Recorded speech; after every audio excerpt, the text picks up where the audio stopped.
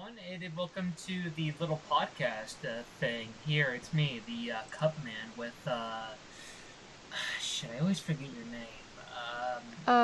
What was the last Nick? time? Daniel? Dan, yeah, wait. No, wait, maybe I that don't was know.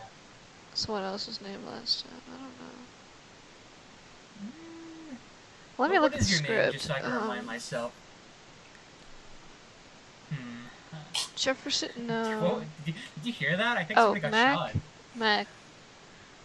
Mac, okay, good. I think, do you hear somebody? No.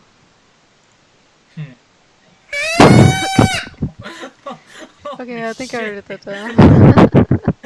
I think that was a deer. I think they just got ran over.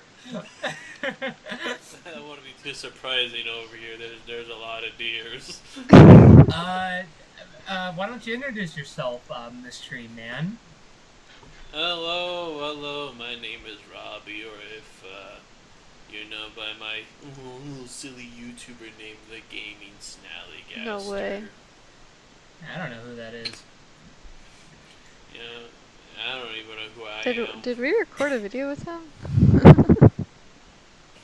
Maybe. I remember if we get posted. Maybe. There might be a video of us talking about Pokemon. Oh yeah, that was it. Yeah, that's totally not a video you should check out, and I will not be linking that in the description below. Do not look. It's really terrible. Getting confirmation. It's terrible. It's awful.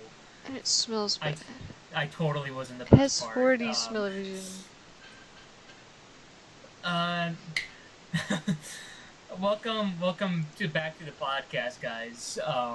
Today we have 3 films for you because, there's 3 members, and we'll be getting into that for a sec. I figured for the intro segment, I figured we could talk about something that was recently, well, by the time this gets uploaded, it's not going to be recent, but I feel like we have strong opinions about it. So, the Minecraft movie trailer. Oh, brother. See, I liked parts of it. I don't like parts. What do you like? I'm more curious what you like. I think besides like the llama and the sheep, like the piglins and the gas, those models look not bad at all. Yeah, I do like the piglin. The wolf is okay. Else, it kind of looks like it got like a bad poodle haircut. I was thinking that too. Bro.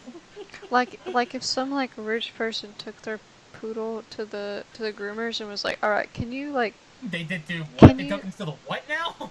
They took it to Dream's house. I don't know, and they were like, hey, you know the usual movie? cut you give? Okay, but can you do that but make it square this time?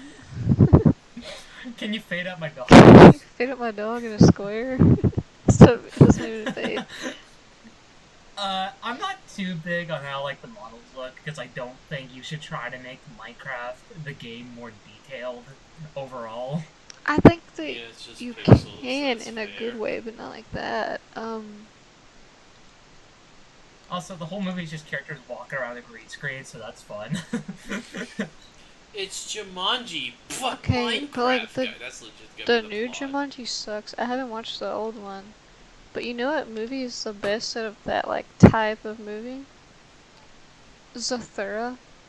Dude, have you guys seen Zathura? It's got Josh Hutcherson, no, he's a kid, it's Dax Shepard is in it. Isn't Christian Stewart in that movie? Yeah, I've heard of that. I haven't seen that. Dude, we gotta watch it. We gotta watch it, tomorrow. Right now. Tomorrow. Meg, the image you posted, I don't want to sound mean to whoever created it, or if you don't know who it did. That looks like that's AI generated. I'm not gonna lie, it does look like AI generated. Well, I think it's just the eyes, or just how the background. It's more the lighting. I think it's just that the eyes are so different than the rest of it. They're so glossy. Yeah. I don't think it is AI generated. I just think that they could have did something better with the eyes. Okay. Here's my question. I have one particular question about that movie trailer. Why did they dress Jason Momoa the way they did? Oh, and his stupid haircut. Let's talk about his why haircut. did he What?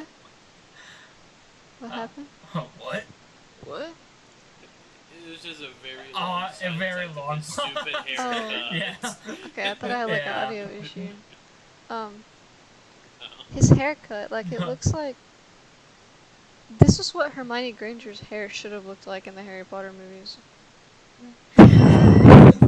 Dude, Jason Used Momoa to was a remind girl me of boss. I don't know, Aquaman. J.K. Rowling is like so mean about her hair, and now I get it. I get it now. Like, why does he have like a full-on, like, I don't know. He got like yassified. He's got like a slit in his eyebrow. Hold on. Maybe he just naturally has that. That's so weird.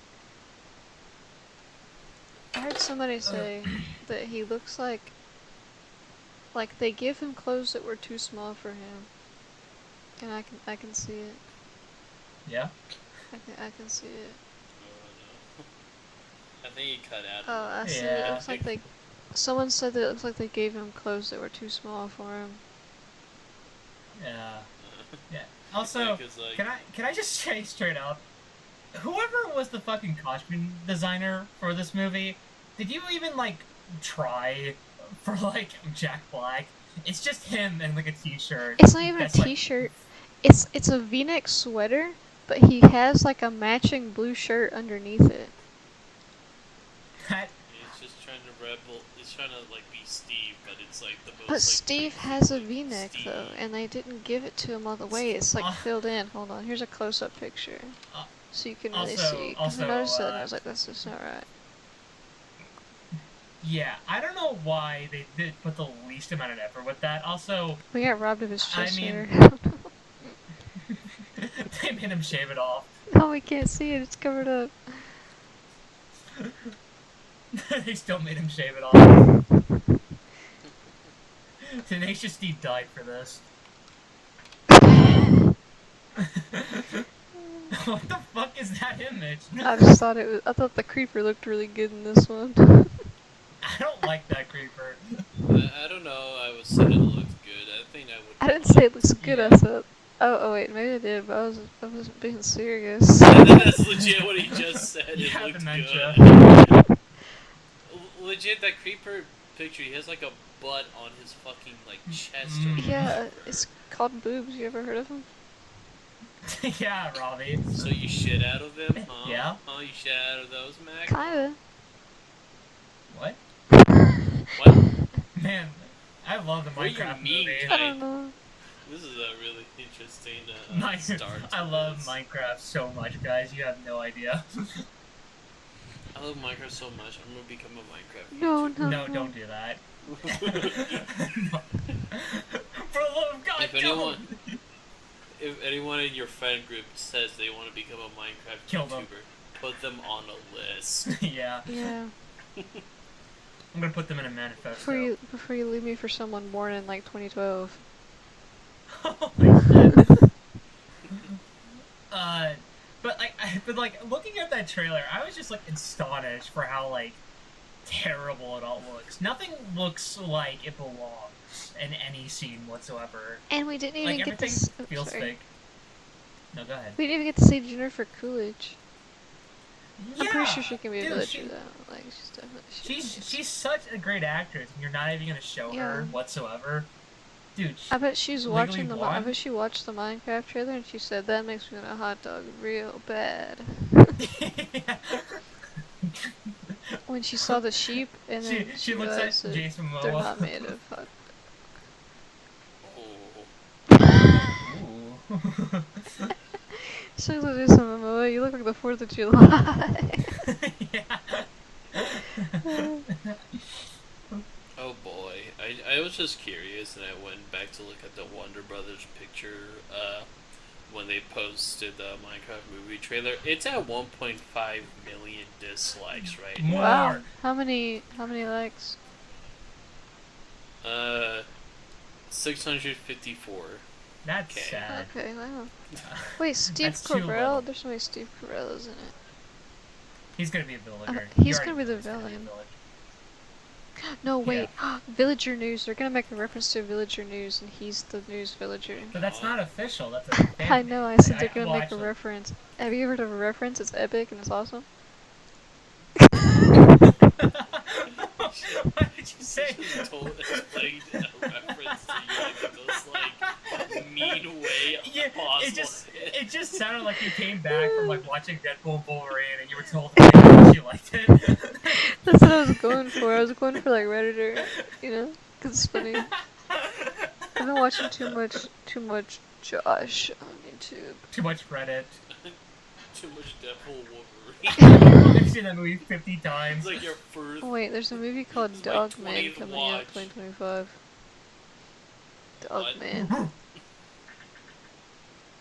I know what I'm watching. Oh, like from the. What? She almost had like Dog Man. No, I did. It's like Captain Underpants. There's also Dog Man. Oh yeah. I read. Bisexual icon.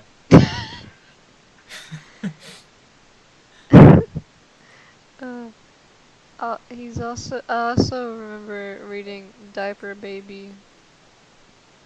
Okay. He's a superhero and he's a baby. Do you guys have anything else you'd like to say about the Minecraft trailer, or do you think you've like said everything you'd like to say? I mean, I don't know what else to really say because like there's really nothing like New.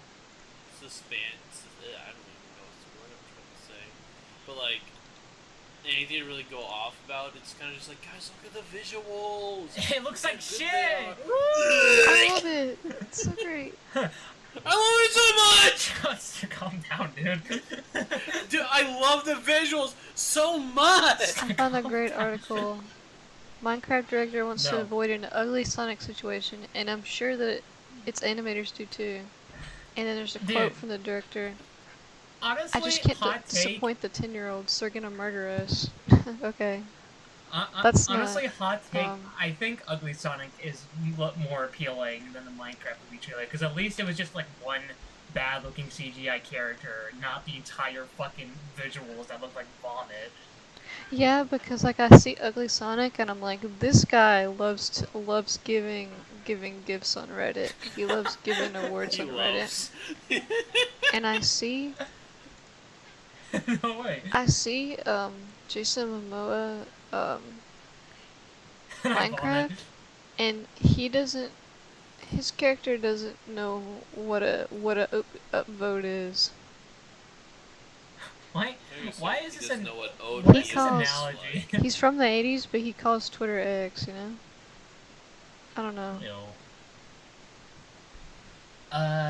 Alright.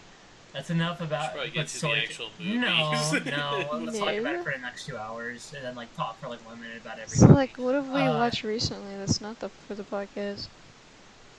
Let's see. Pussy. We did watch something. Yeah, Kung Fu Hustle. Yeah, we watched Kung Fu Hustle. That Oh, was yeah. epic. That was pretty epic. I thought that it was really funny. Yeah. I still prefer Shaolin Soccer, That's but what I it's was still a gonna good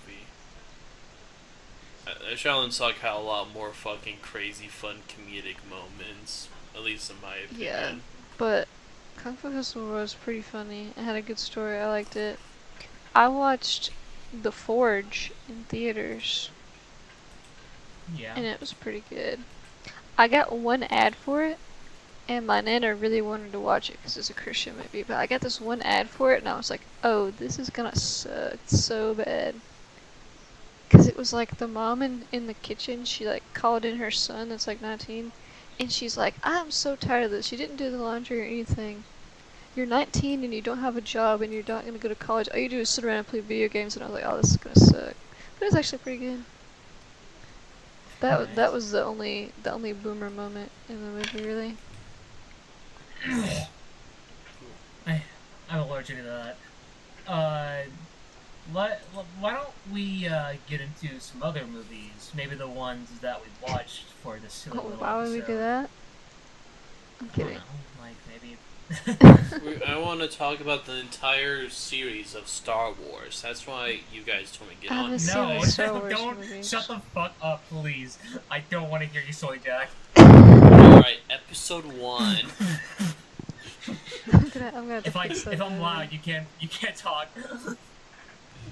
Episode 1. All right. You can't get getting away with this. Stuff. All right, Fumbled let- it. I'm sorry. All right, let's get into it. Let's start alphabetically. We're gonna start with my film pick, "Do the Right Thing," released in 1989, directed by Spike Lee. Well, it was written, directed, and Spike Lee stars as one of the main characters in it. He does it all. So this film, yeah, he does it all. So basically, this film is set during the hottest day of New York, and there's at first not really a main plot. It's more just watching these characters go through their day-to-day life. But the film's plot begins when Bugging Out, a character, he goes to get a slice of pizza at Sal's famous pizzeria, and he looks up at this wall, and it's nothing but Italian American actors. I had a stroke there for a second, sorry. And he's like, what the hell? There should be some brothers on the wall. Sal disagrees, and Bugging Out's like, hey, fuck you, I'm boycotting this shit. And that's kind of the main plot, to a sense, but the whole film is more about exploring the entire neighborhood of this film, and mostly about hate and hatred. And this has been a film I've been meaning to watch for a while. I've heard this is like Spike Lee's like magnum opus, and upon watching it, I did really like it. I understood the appeal. It was really interesting. Not perfect, but I really liked it. And so let's avoid like you two interrupting each other like last time with Alex. Mac, what did you think? I thought it was really great. Honestly, like it would have been perfectly fine with me if it was like the plotless, like just characters hanging out and everything, like it started as. But I really did like the story too. I was like, dang, this is kind of sad. But it was pretty It is good. really sad.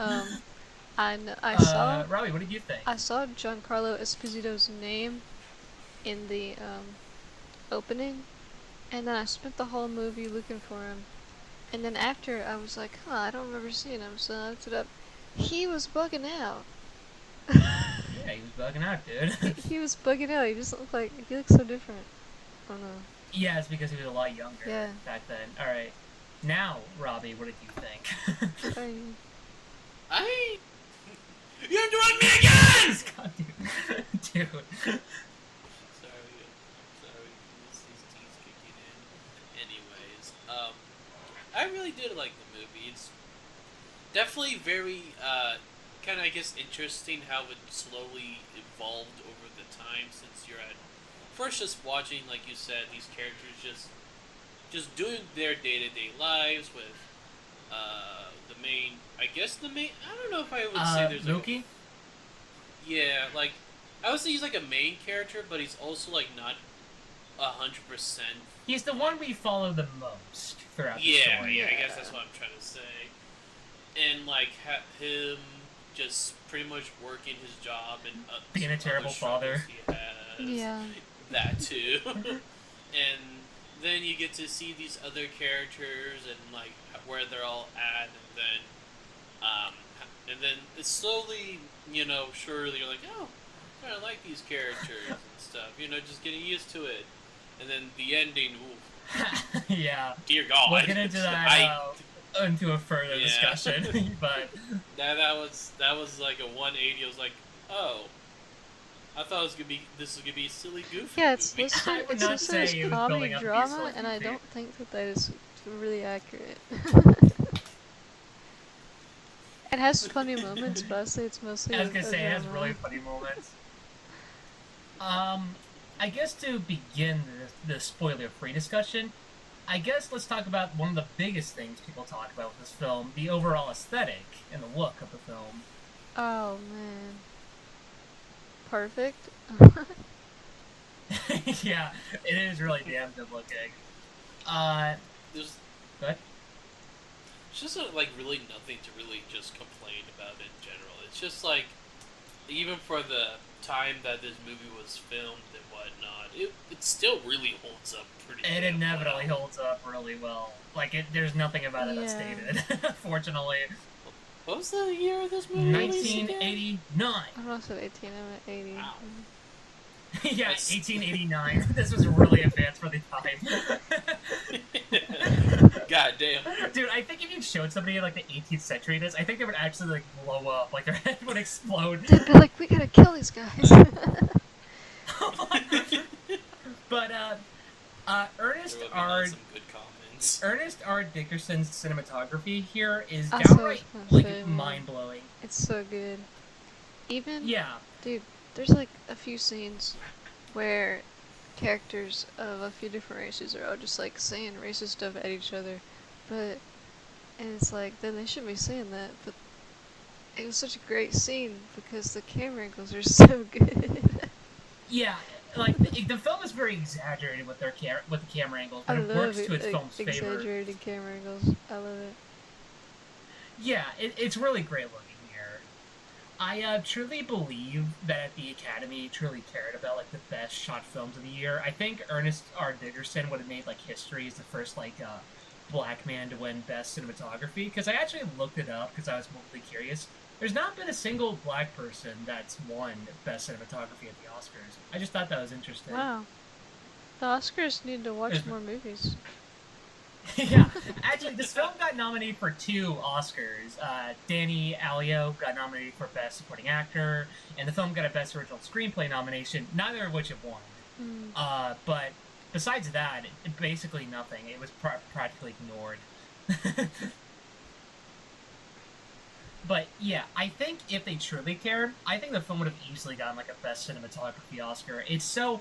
And the fact that like this film experiments with long takes a lot, it just shows so much more like the camera, the talent of the camera. Because like there was like a particular scene that really stood out to me in terms of the cinematography was the scene where Radio Raheem and those like I don't remember their names, like the Mexican neighbors were in like a kind of like a battle to like whose music they can play the loudest. Yeah. Because like the camera doesn't stop at all, and it goes from like a really like wide shot like overhead at the end. I was like, damn, dude, this is cinema. Yeah, it's like, okay, alright. We're getting a little like touch of it, and then you get like, and then right after that you get all like the crazy ones, and you're like, okay, this is epic. This is epic. Also, I'm pretty sure that they're Puerto Rican and not Mexican. Whoopsies. This is like, it's like the Bronx. I missed the point of the movie, sorry. You're cancelled. I can't be canceled if I don't have that much of a platform. Tina and her family are also Puerto Rican. Yeah. What did you think about the aesthetic, Robbie? I really did like it. I don't know what to really say, to be honest. I'm not good at describing. You two are way better at describing stuff. It's cool. I feel like I would just... Yeah. Honestly, I would be just repeating what you guys just said. Yeah, I'm sure you'll have some original thoughts. Don't worry. Don't worry. I'll have an original we'll get there. I love how there are certain sequences where they put, because I think like what Ernest Dickerson did is he put like some like heat like wave effect on like in front of the camera lens to like simulate the heat. Yeah. Like you guys like the scene with like the red wall and like Radio Raheem walking around and all that stuff. Yeah, like, yeah. That effect, it was so cool, really cool. I don't know why I just assumed that was just natural heat wave. Yeah, that would film crazy. This on the hottest day of the year in New York. Well, it don't have to be that hot for the heat waves to be coming off the pavement, but they probably did add more in post, so that was more visible. Nothing with that. What did you guys think about this film being set in like the hottest day of the year? I was kind of surprised that it would be 100 degrees in New York City, honestly. But I think that the fact that it was the hottest day of the year really added to the tensions of all the stuff happening in the movie. Like, it raised the tensions up. Well, what about you, Robert? Did you have anything that you particularly liked about that framing narrative? He likes seeing a bunch of sweaty men, probably. Yeah. What the fuck? I love sweaty men. number one Letterboxd sweatiest film. Yeah, it earns that. It earns that perfectly. There was a lot of sweaty guys there. Yes. I don't know why the Iron Claw wasn't on that list, but how about let's talk about... Did you guys have a particular character that you guys really liked exploring throughout the film? Because there's a lot of great characters throughout the film, and I was wondering if you had one in particular that stood out to you? I thought that Sal was a really interesting character. I'm sorry, I cut you off. He was compelling, yeah. Yeah. And... Sorry, you go. I'm looking. I was gonna say, I really liked the mayor out of everyone. Yeah, the mayor. I love his... You probably was my favorite. I love his, like, subplot of trying to, like, make, like, the... I forget her name, like, sister something. Mother sister? Mother sister, yeah. Trying to make her be nice to him for once. Yeah, he, like, buys her flowers. Just... He's like, please.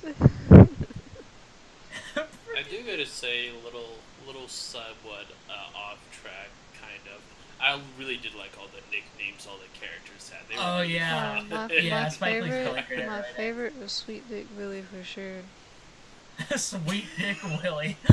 That's outrageous. They even asked him about title. it. They were like, "Why did is that your real is that your mom called you that?" And he's like, "No, you don't know about call me Sweet Dick Willie." I guess you'll never know. You're like, "Hey, was it your mom?" No, there's a history. Can you imagine though if like that it was because his mom called him that though? Like why was that even thought of in the first place? That's if this movie was directed and written by Colleen Hoover instead of Spike Lee. She's crazy. She just have a movie coming out based off of one of her books. It's probably gonna suck. I also think what helps elevate this is that the cast for this movie is like genuinely insane. Like they got so many great actors in this film. You got Rosie Perez, John Turturro. There we go. John Turturro. He's always great in any film he's in. Yeah, we actually did one of his other ones on the podcast. Barton Fink. Yeah, my favorite performance from his. I was watching the whole movie like, is this Barton Fink right here? And then after the movie, I was like, okay. Yeah, this is a secret. This is a prequel. No, I meant the actor, but like the same actor. You got Giancarlo Esposito.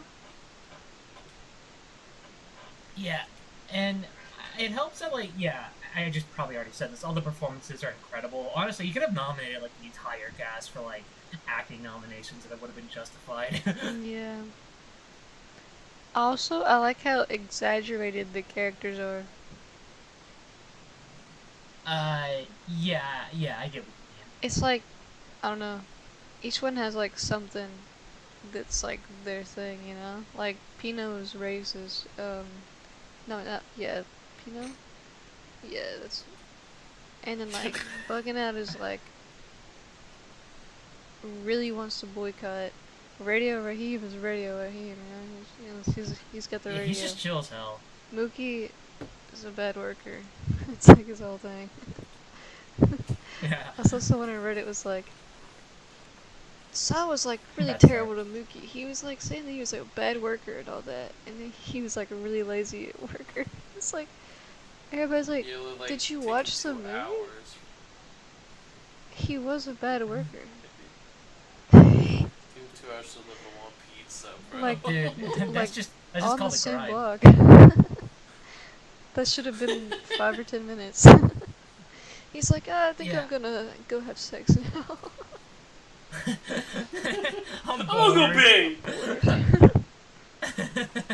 I'm tired. Tina, I guess to get what you were saying, she says Tina's great.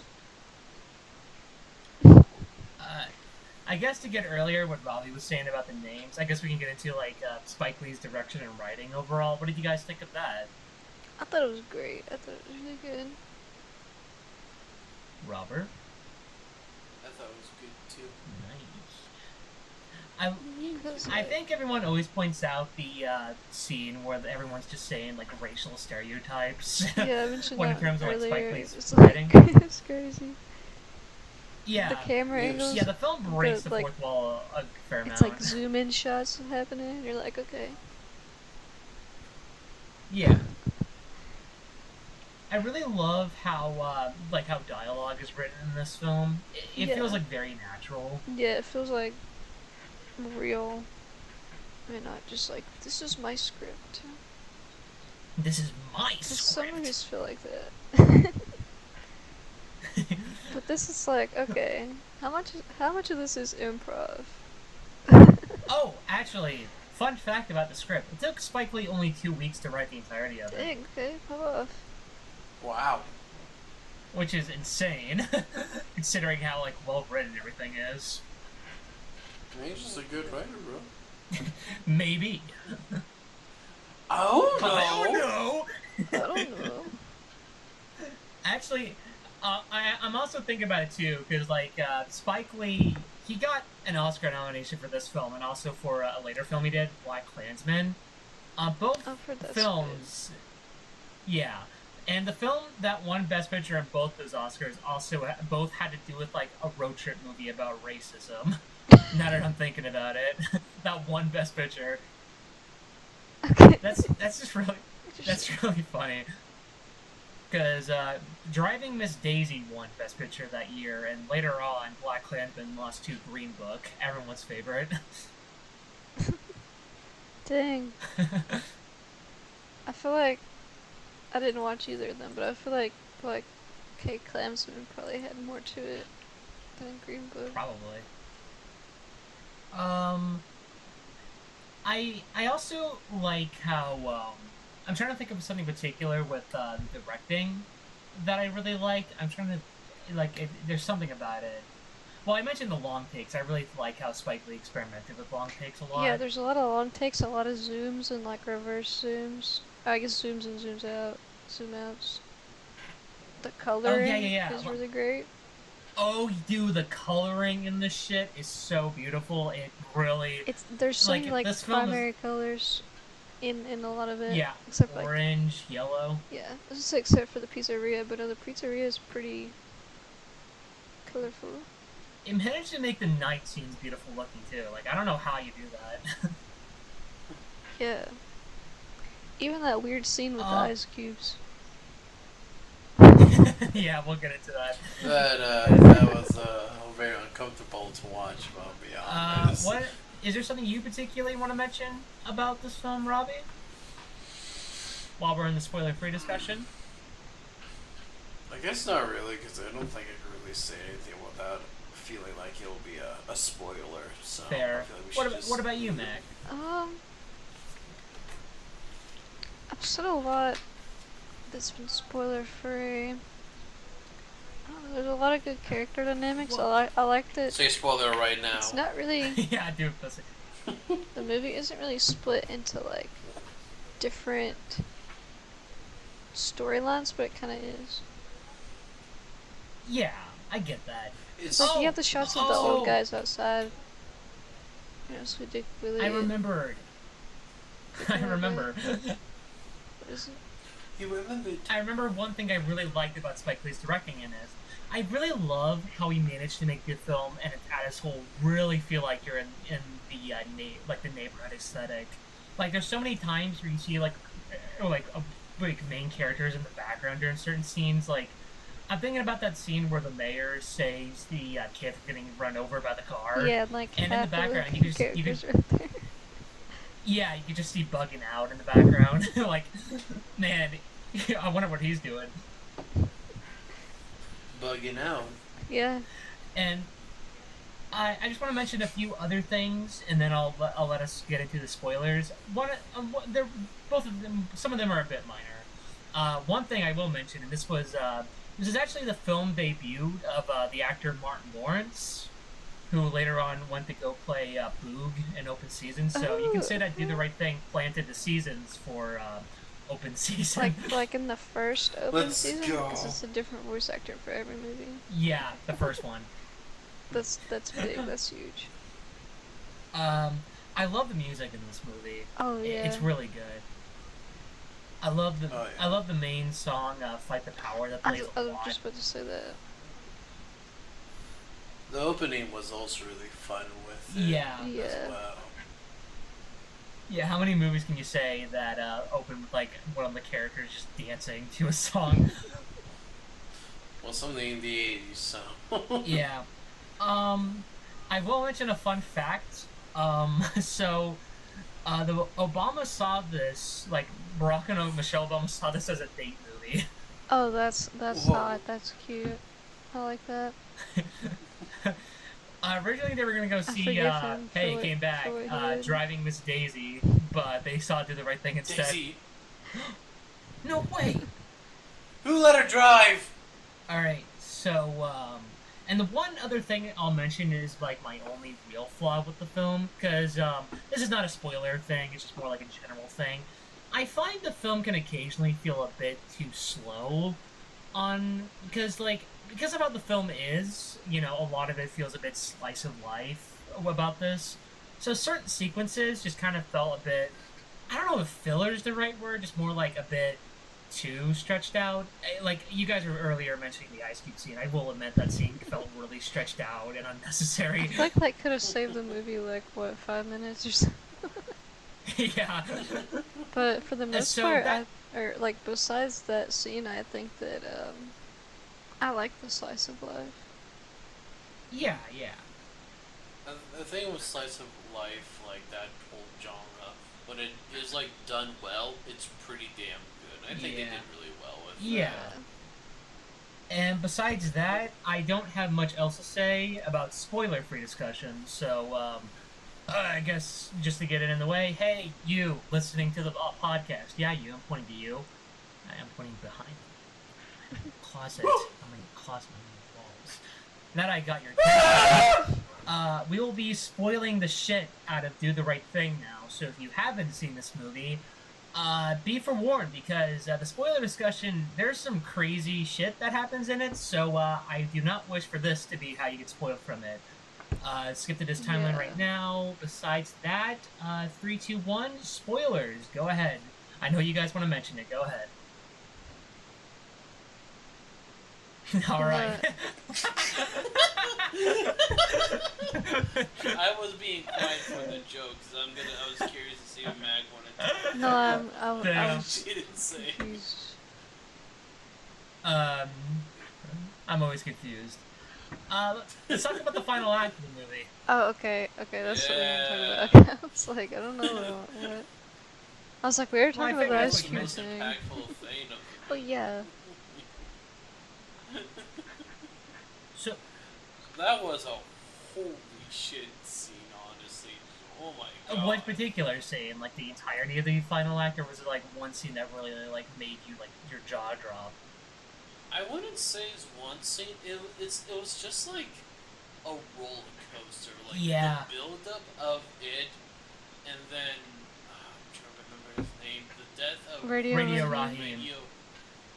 Yeah, I felt it was like an oh shit. Like you think you're at like the point of like the climax of that final act, but no, it's not over yet, because then they eventually burn down the Sal's pizza shop, and like it was like holy shit. Yeah, it's a crazy fun. I think the Yeah. scene that particularly made me make me think like holy shit is when they like dragged Radio Raheem's dead body and put it in the back of the police car. Oh yeah. That holy shit, Yeah, man. that was crazy. And they were like, And they were like, Go ahead. just put him in the cards. Just put him in the car. As if they didn't just kill him. It was like, okay. yeah, they like try to make it seem like he's just like passed out despite the fact that they Yeah. choked him to death. Yeah, they told him to stop faking it, and it was like, okay. Yeah, and I love how that too for that real. particular scene, you see the entire neighborhood stand together. I think honestly, this leads to my favorite scene in the film. It's a very small scene, but I feel like it really adds a lot to like the main center focus of the film. It's the scene like after they burn Sal's Pizzeria, and they're gonna go burn the store owned by the Chinese family, and like Korean the family, Chinese, yeah. yeah. You're so canceled in this I'm- podcast, Jason. They call I them thought, Korean, I they thought, it don't was, say. I thought they were I thought they said they were Chinese. I'm sorry, My bad. That's alright. I just had yeah. the cast up, and I see the guy's last name is Park, and I'm like, yeah, they're. It's definitely Alright. Korean. Yeah, when they're gonna, the Korean man says, "We are the same." Yeah, we're the same. I'm black. I'm black. And they were like, what? No. Let's go. No. And then they were like, yeah, you are. I was like, what? I would say that was like kind of like weirdly, at least for It me, cut the kinda, tension a little bit. like that could be, yeah, a little bit, because like it felt like a weird comedy part of like after like what the fuck just happened. They burned down the pizza shop. They're gonna go after it. And they're like, he's like, I'm black. They're like, No. yeah. That's Well, not. first I they were really like, wouldn't no, call no, it. no. That wasn't the point. That Yeah. wasn't the point of the scene. That really wasn't the point at all. I don't know how you saw that scene and thought they were just thinking that that the Korean man was saying he's black, but whatever. He was just trying to like protect himself. Yeah, I know. All I'm right. just taking me because he'll say, I black. Oh yeah. That's what I was referring to when I say he'll say I'm black, and they're like, okay, yeah. And I guess just to get into like the morality questions of this film, did you think anybody did the right thing in this movie? That's what really puzzled me, to be honest, throughout like that in like, you know, that in the entirety of like that whole scene, it's like I feel like everyone is right in a way, pretty much. That's kind of the whole point of like showing like good intentions, but how like hate can like sprue from everyone. And I think not to say that their anger wasn't justified, but damn, Sal's just went down like a crisp. Yeah, I mean it's safe to say that it's like 80% Bugging Out's fault. I'd say it's more like Bugging Out had good intentions, but he just didn't really know how to do it well. Yeah. Like Jade told him pretty early in the movie, I like your energy. You need to put that into something more positive. And well, well, cause like dude, I don't know, I also love that is a real scene nice of guy, man. Yeah. I mean, he had a bonfire. And it was with crazy everyone, how so, like, quick that's that somewhat escalated to Oh, Sal yeah. pulling the bat out, and I was like, okay. Yeah. I love that whole like scene in the restaurant though, with like the screaming and how like there's barely like so much everything. happening. It's so stressful. Yeah. Like you feel like you're there. Yeah, yeah. And I guess I can also ask you guys one question, because this is actually a huge debate between people who've watched this film. Some people say he's not. Some people say he is. I like that. Do you think Sal is racist? I think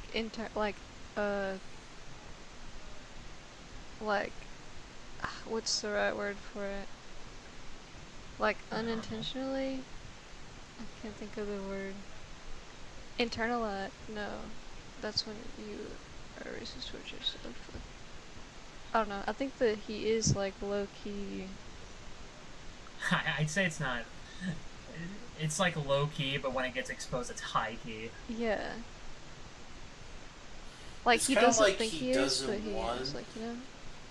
Yeah, he's like that one. He's like that one guy who's like, I'm not homophobic. I have a gay friend. Yeah. It's like throughout the whole movie, he's like telling Pino to stop being racist, and then he's like, I love this community, I love this neighborhood, I've been watching these people grow up. Like quite a few times. And then you get to the end, and you're like, okay, that was for show, I guess. Oh yeah, I can mention one thing really funny. So originally this film was being distributed by Paramount, and Spike Lee changed it to Universal because Paramount wanted to change the ending to the movie, and it was really funny for their ending. I want to know what they would have changed. So basically, the scene after the whole riot, like when Mookie goes to get his money from Sal, the way Paramount wanted the ending to go is for them to make up, hug each other, and sing a song together. No way. No way. That's that's actually how they wanted the movie to end. And Spike Lee was like, "Fuck you! I'm changing distributors." Like, that's. I felt like that would have just made the whole just pointless final act part just Hey, yeah, Sal, like, give me my money. It's like And then Sal's like, thank you for being a friend. wait, hold on. They had like a song they particularly wanted them to use. So let me try to find it. we all just start dancing. Yeah, it's like a huge musical number at the end. Everybody dance now. At the end of the Scooby-Doo live action. And they're like in that bar, like dancing. Yeah. Where's the I'm trying to like find it. Sal tries to give Mookie the like extra, like the double what he is owed, and then Mookie's like, when the night. He's like, stand And then by also at the me. end, What were you gonna say? and also at the end, they wanted to make Mookie change his ways. Like, I'm gonna be a good dad now. Like they were gonna try to make like every like negative flaw of each character. Yeah, without anything positive. complex about it. He's like, Tina, let's get married. I'm gonna get a good job now. I'm gonna get triple the And amount Tina's like, I'm "You know what? earning. I'm gonna stop cussing in front of our kid. And Mom, I'm sorry. And then the mom's like, no, I'm sorry.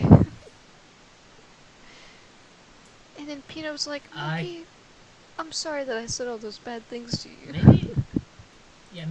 Maybe Let's have another baby. maybe that song Pino? was I don't remember what it was. The Pino's song the it was, Italian but I think it was song. like Sorry. no, you're good. Oh yeah, hold on. There's like one particular thing I want to mention now that we're in the spoiler discussion. What was it again? I already mentioned that. Oh yeah, the Ice Cube scene. So I want to mention it because the actress who did it, Rosie Perez. Perez? I don't know if I'm pronouncing that. Perez, yeah. Apparently she was incredibly, and I mean incredibly uncomfortable during that entire scene. That's fair. It's really weird. And you know that scene? Well, I have to bring up this shot in particular because it points it out. You know the shot with their boobs in it? Yeah. The reason it's framed like that is because she was crying during the Oh! Yeah. So... They could have just... Yeah. Jeez. Yeah, she was... It was a bit of a weird treatment, but a later interview said that they made up afterwards and they're good friends still. Okay. Okay. I just figured to mention that. He's just, not paying you me know. to say this. Maybe. I don't know why they just didn't get like a different actress just to do that scene if she was... Yeah, I thought you were gonna That say the distraught, reason it's dear framed like that is God. because he's a different actor for the tits. Yeah, that's what I thought I was gonna say. Like, oh yeah, that would make sense. I'm like, A oh, stunt double for those are- titties. And stunt titties. like, it was really weird though because he's saying like, thank God for whatever body part he's on. Thank God for the right Thank nipple. God for the right nipple. Thank God for the left You're nipple. like, what? So weird. I'm like, oh, You're never gonna look at Ice Cubes again after that. I think I'm drinking warm water now. Ew. You would I not. know someone who's a real picky eater, Kill them. and she doesn't drink cold beverages. Ew. Yeah. What? Ew. Don't become friends. We're not So, friends. She's my did you- boss's daughter. Did you guys have anything spoiler related you wanted to talk about with this film? Ah. Oh, I did see that people think one way, and it's not. It's hold on. not She how did. how it was intended. You know, at the end, to like start the riot, like it starts the riot pretty much. And Mookie takes that trash can and he throws it through the window. Yeah. People people are like, oh, Mookie, he did that to protect Sal, because if he didn't do that, they would have just, like, attacked Sal instead of attacking the building. But, then Spike Lee was like, no, he did it because he was upset because his friend just died. Yeah, like, literally. yeah, that makes more sense than, like, I gotta do this heroic thing. It's like, why would that make sense? To go. He hates Sal. He doesn't, like, hate Sal. But he's like... But you can tell he can't stand him sometimes. But he goes, but, like, so what? He's like, quick, I need to do something. I gotta protect my boss. No, he was like... And his... and his... And his racist brother. Or son, Yeah. no. What? Huh? And his cool son, who's a coward. Yeah. I would say, though, during that scene, when he was, like, picking up the trash bin, I originally first thought, I was like, oh, he's just gonna make a loud noise to get, like, everyone to stop yelling. They threw it out the window, I'm like, oh, this is not where it's going at all. I guess, let me ask one particular thing. So this film ends with both a quote from Martin Luther King Jr. and Malcolm X. Oh, I was gonna mention that before, I couldn't remember. Yeah. Yeah. What did you guys think about that? I thought that was really cool, especially since the quotes were, like, kind of, like, contradicting. Yeah. So it was like asking it kind of what do you reflected the think? characters in the movie. Especially since right before that, Smiley, he puts that picture of Martin Luther King Yeah. Jr. and Man, Malcolm X I love Smiley. on the wall. Yeah, Smiley's great. They're so mean to him. Yeah. Well, Like, Mookie's what the nice. fuck, Mookie's nice. bro? Especially Pino. Yeah. Pino is so mean. I'm glad his name was Pino, because it sounds like penis.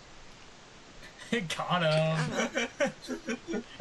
Roasted. You feel Yeah, like it's a like, this is sexual why this organ. guy is so mean. It's because his name sucks. It's because his dad named him Penis. Yeah. He gets so pissed off. Oh, this is not really a spoiler. I just kind of figured to mention now. The costume designer for this film, I can't remember her full name. I know it starts with like Ruth E. something. She later on went to win 2 Oscars for her costume design for both Black Panther films. Oh, wow.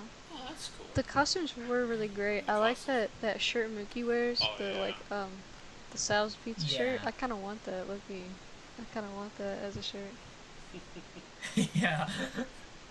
Oh, and he has Yeah. the Dodgers shirt. The LA Dodgers jersey The on. LA Dodgers, well, like, I don't know what I said. I like what Sal wears. He looks real Italian in it. Oh yeah, he is obnoxiously Italian looking. He's yelling most of the movie. You're like, this guy's Italian.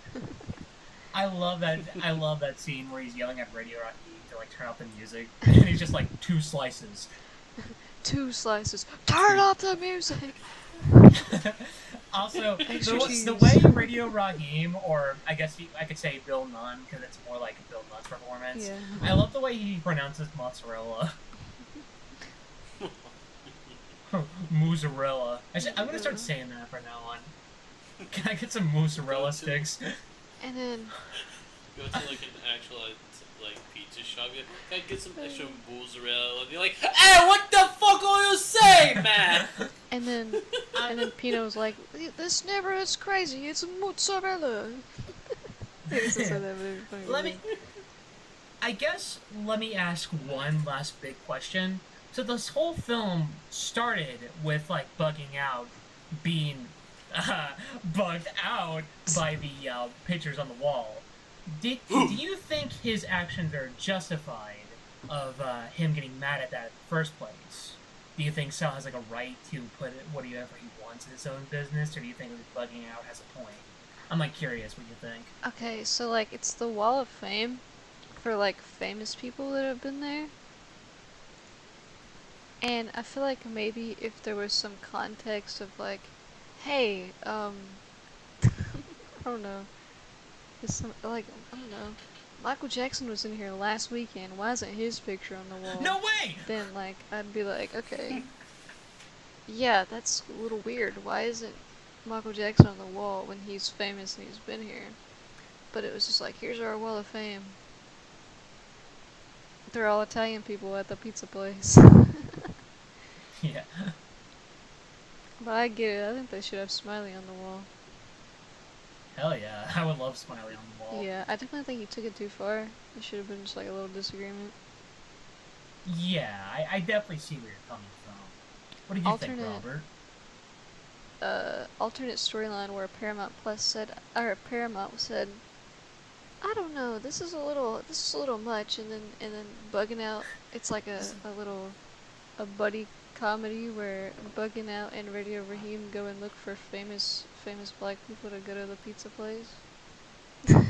that And then they all really hug at the funny. end and they all have a dance party. Thank you, Paramount. What did you think about that, the Willow Robbie? I probably wouldn't say it's like, I legit had something in my head and it just like, disappeared on me. Just like my dad. Yeah, I have dad. No way! That's crazy. Share! But, I would say that, like, I can probably see his point of view, why he would be, like, upset about that. But, like, at the same time, it is also Sal's business as well. So, technically, he could have anything that he wants, and due to the fact that most of the people on there were Italians or American Italians, he just either those people have been to the pizza shop, or he's just people that Sal really, really likes. So he could, it's his business. He could have it on there. So I could see, like, kind of both reasons why those two have, like, a disagreement on that. So Yeah. I feel like it's understandably why he is upset that there isn't, in his words, brothers on the wall. Which, to be fair, if they want to do That's like something, the whitest thing you could have said, I'm sorry. Quote unquote brothers on the wall. I was Nah, gonna let point me that take out, but I didn't want to be mean. Let me look at here. Thy brothers on thy Like, wall. I feel like Okay, you didn't know what Shakespeare. he meant when he said brothers. What does that mean? I don't know! Brothers. But, like, it would That was also, an too, child. like, I would say, which would probably, maybe it would have killed, like, the whole somewhat plot of the film, is that maybe if Sal, like, had, like, the employees also working there, which would have had his, two, sons and Mookie on Mookie. there as well. Mookie, fuck. A monkey. Don't call him that. Anyway! Alright. You want to guys get into, like, the conclusion? Like, the, what you got, like, the... Yeah, but I had like some more Go ahead. interesting things. So I was trying to find that song, and it just says that Paramount wanted them to hug at the end. Yeah, I remember an article saying that they wanted them to sing a song, but I can't find it anywhere. Couldn't find it. Maybe it's a lie. Maybe it was all a dream. Hear, like, this super... That's the song, That's Losing so- My Religion. Can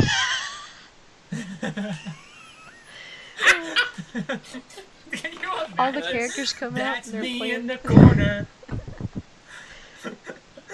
They forget about, like, the whole, like, fight the power, like, Yeah. song at, like, the start and whatnot. That would be fucking That insane.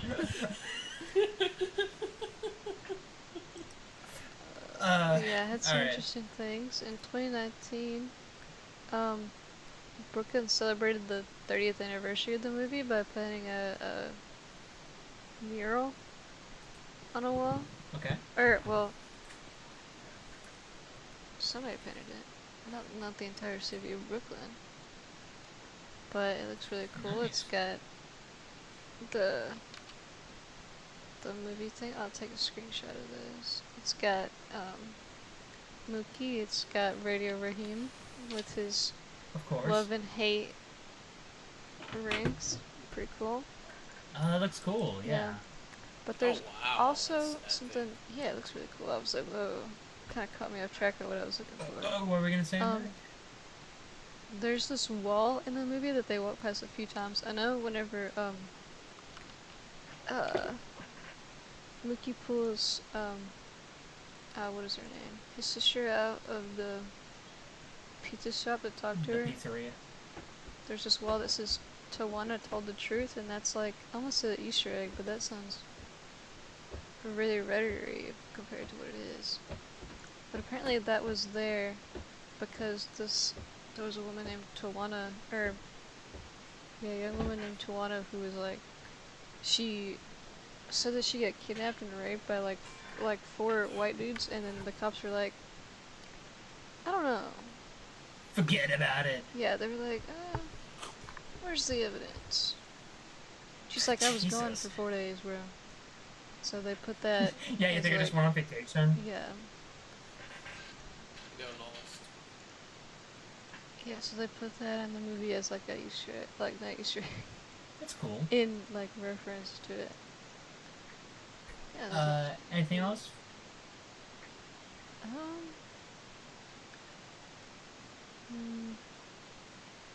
don't think so. Alright, let's get into the conclusion of Do the Right Thing. Overall, I found this film to be very, very engaging to watch. I love its exploration, there we go, of hatred and how, like, any type of hate is just fucking stupid and how dangerous that can be.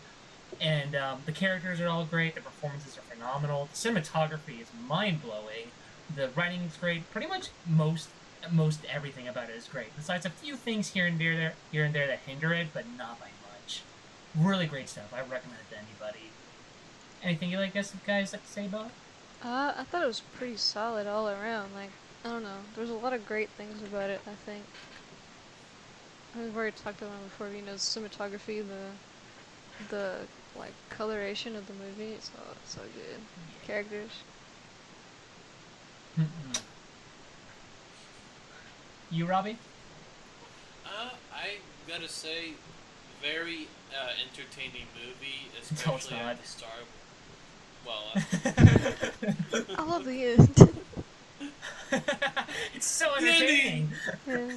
oh my god, look, that's so funny! It's kind of crazy how that movie was made in '89, and it's still very applicable today. Yeah. But yeah, like it, with how like simplistic it is, especially at the start, with you're just going through pretty much the day-to-day lives of all of the characters, and then it's kind of like all these like little side stories of what's going on, kind of like almost mesh together in a way where all the characters from like all the little side stories that are happening kind of all meet at the end of something of a bigger deal. Yeah. But it's definitely, I would say, like a really good movie. I would recommend if you're like, I'm not sure what I want to watch, because this movie has a really good deep message and just overall really good. I liked all the characters, the ending good. Please do not make a sequel, Hollywood.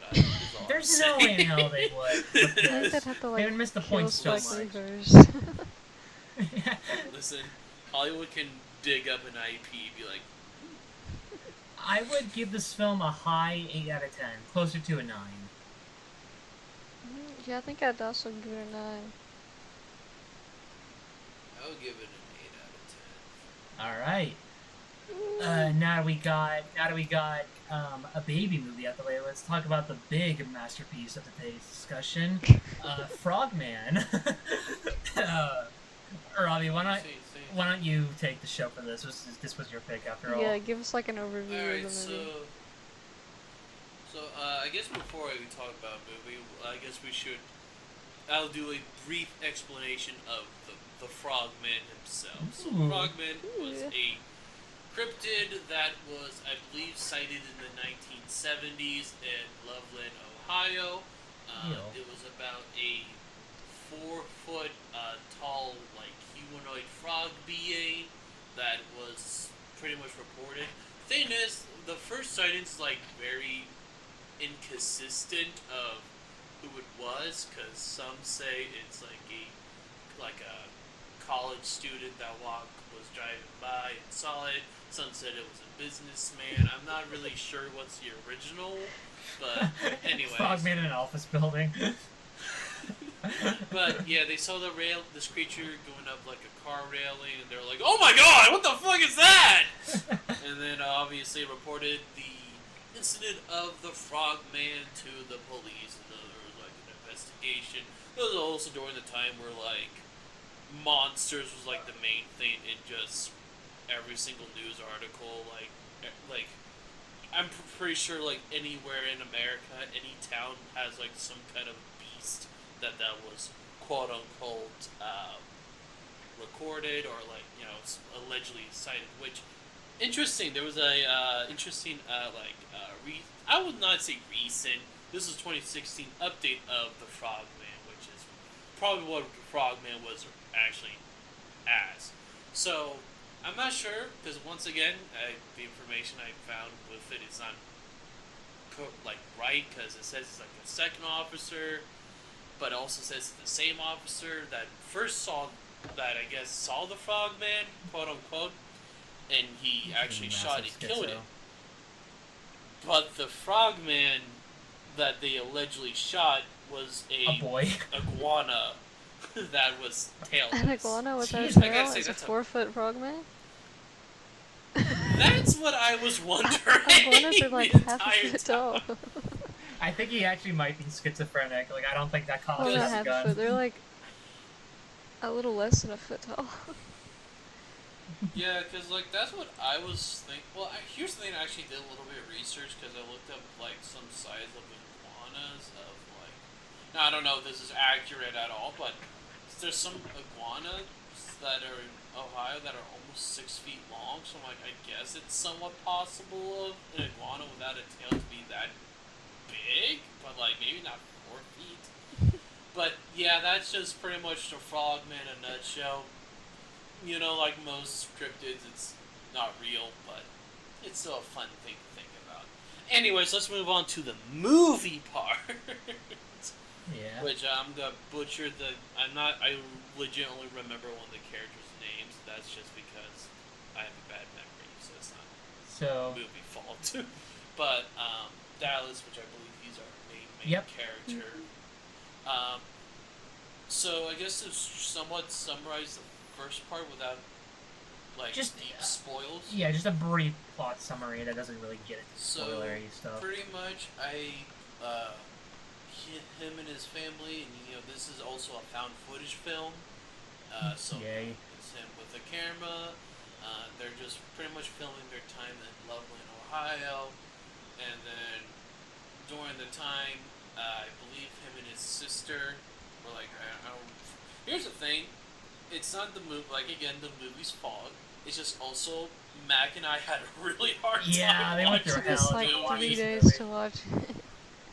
Yeah, because, the first time we watched it, we only watched 10 minutes of it. And then the next time, we only could watch another 10 minutes of it. And then the third time, we actually fully finished. So, my memory with this film is a little bit choppy at the beginning part, so I do apologize. It's basically after their parents were getting into an argument.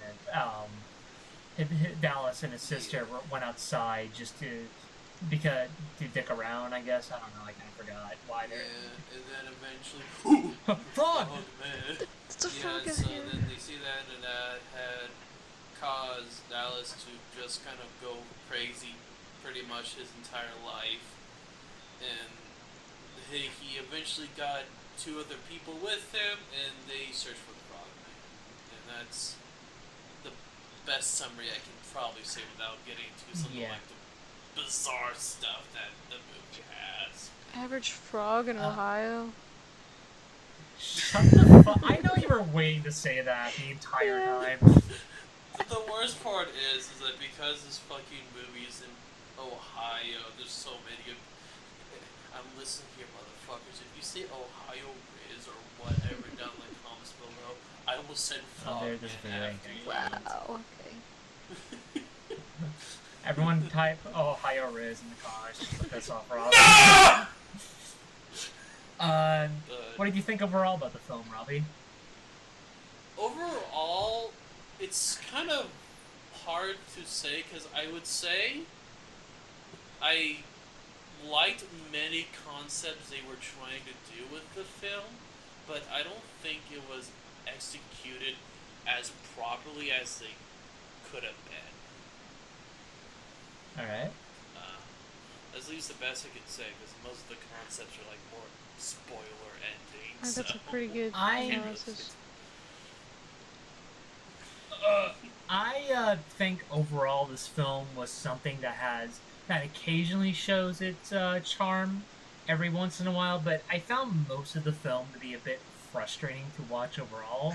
I get this was like a very indie project, but like even for indie project standards, it felt like there were plenty of better films to watch that really executed like ideas. Even found footage horror movies. I mean, I doubt the first Wreck movie had a high budget whatsoever, but that film is way more creative, way more immersive, and just way more fun to watch. It's way better than the high budget remake, that's for sure. Oh yeah, I forgot about that. The American remake, but like they used high budget cameras and like a sound stage instead of using like a real building and like an actual news camera and all that. Never make me watch that because I feel like I'm gonna Oh absolutely. yeah, you will. So we never would watch never. it. Cause like, why would we watch what do you it? think about Frogman, Mac?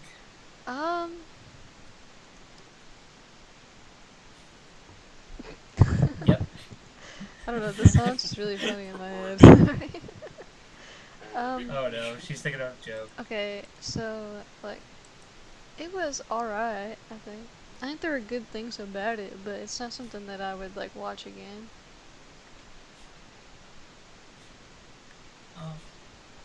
So, one thing that stood out immediately to me about this film that immediately made me question it is how this film can, at the beginning and at the end, sometimes it had a really inconsistent film style. Because I kept jumping back and forth with like this Blair Witch looking ass like footage to like high quality camera modern stuff. I think they had like an old camera for the vibes, and then they also had like iPhone. Yeah.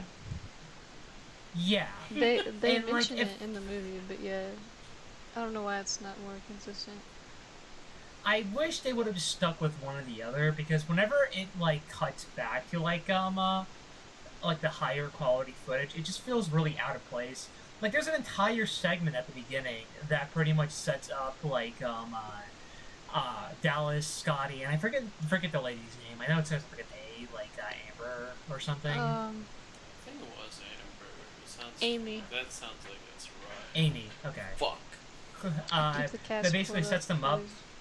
Podcast. That basically sets them up to get together to do the whole thing, and I just felt like, you know, why even have like a set up like this style like retro going like, ooh, I'm gonna film it with the first camera that I captured Frogman in, when you have like this like segment without it, you know? Yeah. Like, and during the ending when they were like in the woods, well, it's not the ending, it's kind of like more like 50 minutes in, when they're like running through the woods and they have the iPhone.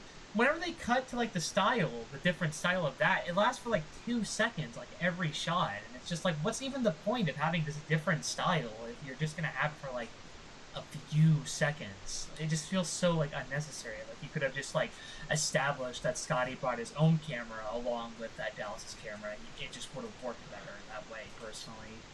Yeah. Oh, sorry. Good. I was gonna say that did remind me of something that I did not like about the movie. Ooh. Sometimes the editing is just too much. The editing is so There's bad a lot of like the sometimes. high tension scenes towards the end where you're seeing like so many clips in like a few seconds, and there's like effects on them, and it's like I don't know what I'm looking at, and it's making my eyes uncomfortable to be going through all these different clips at once. Yeah, it's like a lot of like static also editing whenever it's supposed to be like a reveal of something. Yeah, it's like Frogman's fucking up the camera. Yeah, I think that it would have been cooler if the static was achieved in like a practical way instead of just like a very obviously edited way. I think that would have been cool to see. But like low budget, it might have been cheaper to just throw on some I just felt like it had style, but it felt like it was sacrificing that and trying to be like having that over an actual substance to it. It kind of can be annoying to say style over substance because most people argue that with like really cool shit. But here, I feel like that applies. Like, I don't think the idea. I think the idea of Frogman fucking up a camera is cool, even though that's been done plenty of times before in other found footage movies. But they just went too much with it. I felt like, because the director's name is Anthony Cousins. I feel like he he could have done a better job doing with that corruption than just going like, let's get to like 50 things happening in like 2 minutes, and it's just like, calm the fuck down. Yeah. But dude, oh my god. You know what? I'm just gonna say it right now. Like, these problems do affect the movie, but if there's one singular goddamn thing that ruined my experience with this movie, it is Dallas. I fucking hate Dallas so goddamn much, it's not even funny. His character was really enjoyable throughout the entire. He feels like an baby. only child. Not that like every only child is annoying, but I'm just saying he's got that like, this is what I want, and I'm gonna get it, because I always get what I want. type of deal, you know? Dude, and it really sucks too, because I like the setup with his character at first. Yeah, like he needs to go back, but they did it like bad. Basically, they were like, hey, they think he's thinking like people are thinking like, oh, I'm just like a one-trick phony. Well, let me show you here, motherfuckers. I know what I'm doing. That's interesting. What's not interesting is the rest of Dallas. He's such a baby. He treats Amy and Scotty like shit.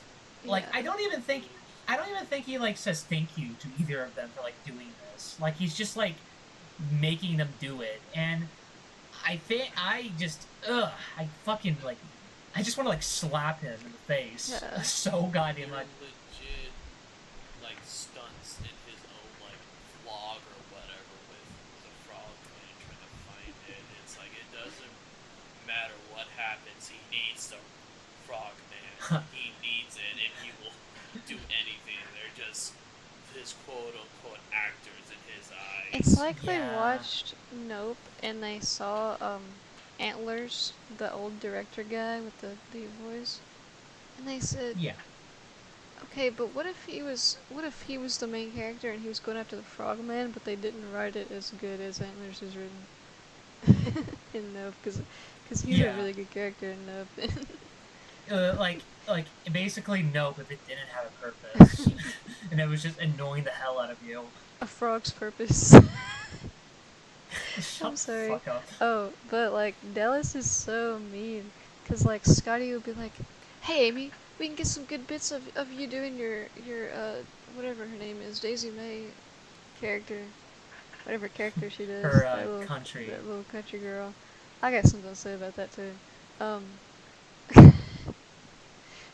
Or Amy would be like, "Hey Scotty, record this. I'm gonna do my country bit here," and then Dallas is like, "Okay, guys, cut it out. This isn't good footage. You're ruining my vibe of my documentary." It's like, you don't have to keep it in the documentary, bro. You're the editor for the documentary. Just don't put it in if you don't want to. And Let 'em have I'm not even saying saying right now that like Amy or Scotty are like well written characters at all. Like they're both pretty bland whatsoever. Why I say whatsoever? They're both pretty bland overall. But Dallas is such a fucking dick that I sympathized with Amy and Scotty, despite the fact they're pretty nothing characters. I just want them to like get away from Dallas and how fucking stupid he is. Yeah, like, why does Amy have a thing for Dallas? It's like her and Scotty vibed way better. Well, Scotty gave me the vibe of the gay best friend, so, Oh, maybe I was thought maybe it wrong. was a Fruit Maybe Loop. they're just the girls in the gauge, you know? Yeah. They're making a pact. If they turn 30 and they're both single, they're getting married, you know? That'd be really funny. I have a couple friends who did that, but now he has a husband and she's engaged, so that'll not be happening. How about, you mentioned something about this film, Robbie. It is your pick after all. I've been kind of taking. I've been talking a lot, so you should probably talk about the film you recommended. Okay. You fellas hear me? Okay, apparently my mic just like disconnected at some point throughout that conversation. So I was just like trying to fix it. I was like, no. Because I was like, I'm trying to say something. I keep getting interrupted. And I'm like, oh shit, what the fuck happened? Alright, that's going to be fun for Mac to edit. Have fun with that. Well, we can hear it, so it's probably not in the recording either. It's probably just quiet. It would be great. Yeah, it's just like... Alright, now that you have working audio, say something about the movie. What particular? I kind of was like busy fixing it. I wasn't paying attention. We were just talking more about how like Dallas sucks and how Amy and Scotty are just there, there. Yeah, the thing is like I could get behind Amy and Scotty kind of just being bland characters to the fact that this is a monster movie, and most times monster movies they don't really have like the greatest characters at all, because whenever you watch a movie Frogman, you want to see the Frogman at least that's what I would. But I couldn't sympathize that much with Dallas for after 20 or 30 minutes of the movie, or I would say I'm like, oh man, this guy's kind of traumatized from this Frogman, and then he just treats he's and how much he also tries to interview people and whatnot, and be like, so what you think about the Frogman? I don't know, it just felt like I wasn't sure if the whole idea was you were supposed to dislike Dallas throughout the entire movie. I feel like you weren't supposed to dislike him because there's a lot of moments in the film where you're meant to sympathize with him. Yeah. Yeah, but the sympathy I still don't really care that much about for how much he kind of just treats others. He's definitely the what's the word? Bitch.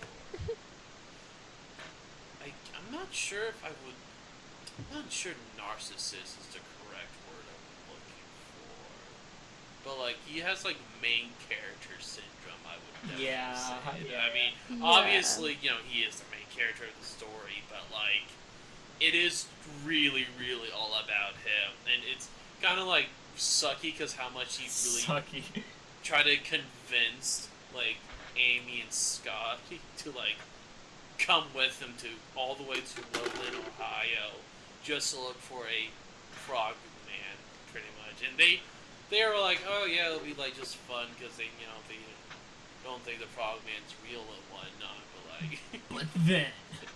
Yeah. But then, ribbit. That was pretty good. Yeah, he's like, hey, listen to me, everyone. Hello. I'm the one with the trauma here. I do gotta say, though, the only thing Go ahead, Robbie. I do gotta say, the only thing I would say, I would just say that's, what the I just posted some reviews from the movie I found on Letterboxd. They're really funny. Those are some pretty good ones. But while Dallas is definitely the more annoying character, I did not like when Amy was trying to be like. I'm not sure what she was trying to go for with her actor. Oh boy, you enabled Mac. Mac, go ahead, go crazy. Okay, so like I don't remember what state accent she was trying to do, but she was not given it.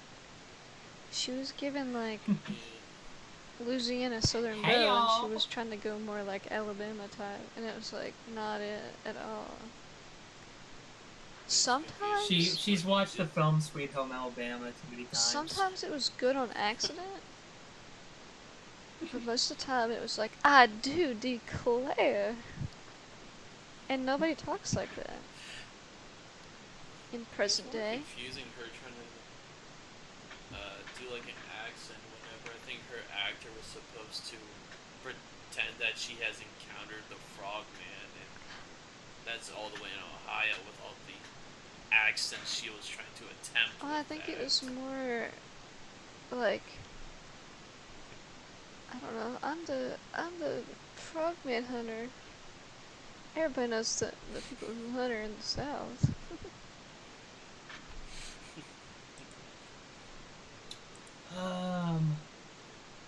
Do you guys have anything else you'd like to say for the spoiler-free discussion?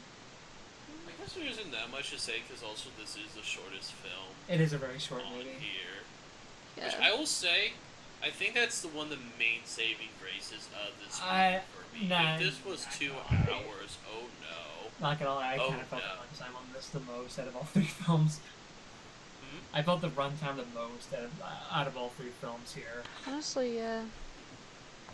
The other movies were like 30 minutes longer, and they didn't feel like they were that long. I guess to be fair though, I can't really have a good point because like Mac and I split this movie into sections, so I guess it was like it's not your fault. 40 or 50 minutes of us to finish the movie, so it wasn't that bad. You want to get into spoilers? Okay. Okay. Hey, you. We're gonna be spoiling Frogman now. This is a very recent movie, so you probably have not seen this. So in particular, out of the three films, I would recommend not watching the spoiler discussion of it. So skip to this timeline right now. Look at that timeline; it's pretty beautiful. And if you want to avoid spoilers, to Frogman. Besides that, 3, 2, 1. Yeah, Frogman. It's about a cult. Yeah. Now, I feel like before we go into that, I feel like there was one thing that I know for me myself was going to mention about, is that the Frogman portrayed in this movie was really confusing for me. I kind of felt like he was pretty generic. Well, the thing is that it felt like they were trying to do so many things with Frogman itself that it kind of felt overbearing a little bit of like, okay, how am I supposed to like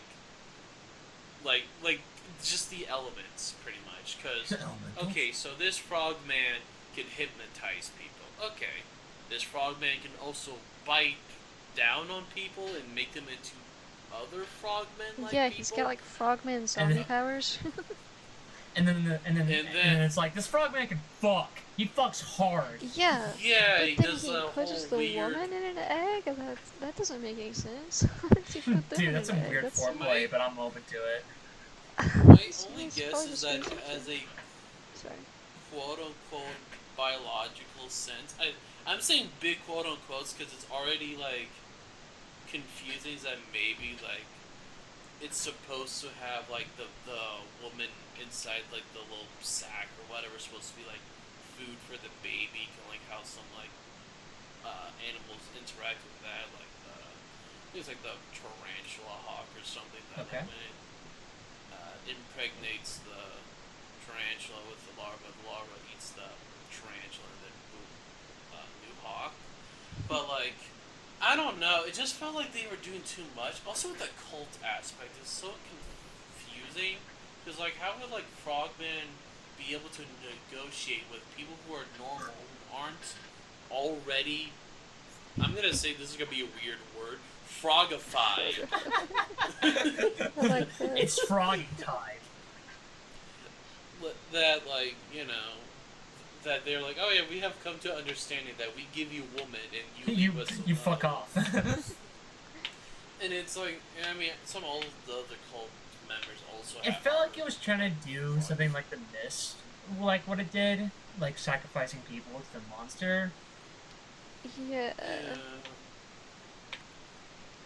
It's also because it also has like it's able to interfere with technology as well. With like whenever He could fuck up my iPhone. No. Like, I don't know. I just felt like they should have stick with one thing or the other because it felt like they were trying to like throw in a bunch of like things a Frogman can do, and it just kind of felt like, man, seems a lot of stuff just for kind of a basic kind of entity, pretty much. The one thing I would say that I think was really cool was whenever I believe it was like after the like static interference, I forget who, but like his tongue was like swallowing someone with like how like it was stretched out or something. I'm not sure.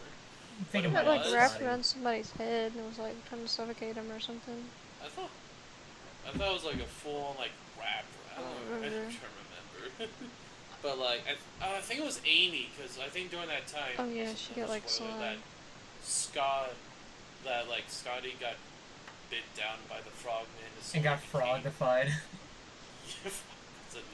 That's a new term. Yeah. And I think that's like the only thing I really liked about the Frogman itself. The rest of it's like, okay, you can like keep one, but like leave the rest out of it because I don't know. It felt a little bit just overbearing with like, okay, how am I supposed to understand how this Frogman can do and also interact with people if it has all these powers? Because it doesn't need people if it can turn people into its own like minions, I guess.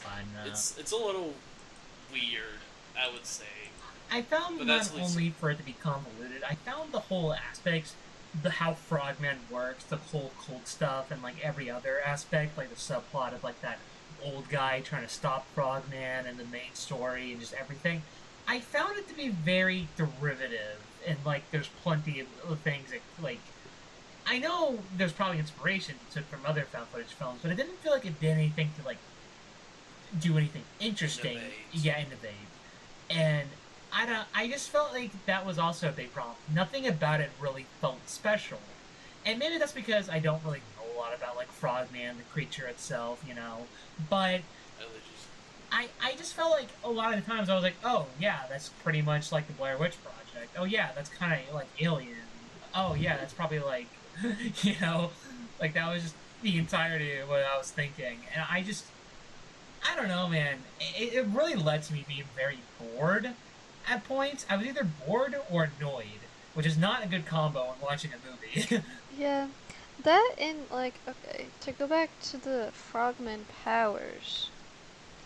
Okay, Dallas saw the Frogman one time, and he got a short little video of them. But suddenly, he's like, oh, that must be the Frogman's telekinesis that he has, and I know that he has that. Oh, did something weird happen to the cameras? Yeah, the Frogman is part of his telekinesis powers, duh. That is true. And it's like, how does he know that? How does... Yeah, that's like... Everybody knows Frogman has the fart powers, you know. He can fart. I would say it would have been a little bit of an interesting idea, which I think I'll expand more after we're more towards the conclusion of Frogman. Yeah. Or, you know, just a conclusion, final thoughts, I suppose. Yeah. Is that I felt like it would have been more of an interesting story, at least one of the interesting story ideas, is that Dallas was actually a member of the Frogman cult, kind of. And he lured Scotty there? Yeah, that would have been interesting. Yeah, like, I felt like that could have actually kind of worked, especially how he was, like, acted towards them, like, they're, like, nothing almost to him, like we said earlier. It would have explained Like- why he was so persistent on following the entirety of Frogman, despite the fact everybody was, Yeah. like, literally, this isn't like the jump like into the next movie a little bit, like Hot Fuzz, where like it was being like Nicholas being tricked about like the whole cult thing. No, they were just telling him to fuck off, and he should have listened. But instead, he pretty much inadvertently killed Scotty. He's traumatized Amy for the rest of her life. All for what? Because he can show his fucking movie at a film festival? Wow, Yeah. good job. You're Because so good at your art. at the end of this Great. film thing he made, he's like, Amy doesn't talk to me anymore. She moved away and she won't talk to Yeah, me. no shit! And it's like, okay, that was, you were like in love with her, and you're like, oh well, she moved away and she doesn't talk to me anymore because she's traumatized. But at least I can get my movie out there. Yeah, it was like, Beautiful especially stuff is what I'm saying. whenever like the actual like ending of his quote unquote of his like documentary of like Amy, we got it or something, where like he's like trying to like say like we got the Frogman on Despite the film fact that video. Scotty is dead, one of their greatest She's friends just- is dead. Yeah. She's like sitting on like the curb or whatever, just Stop! like, Stop! hyperventilating.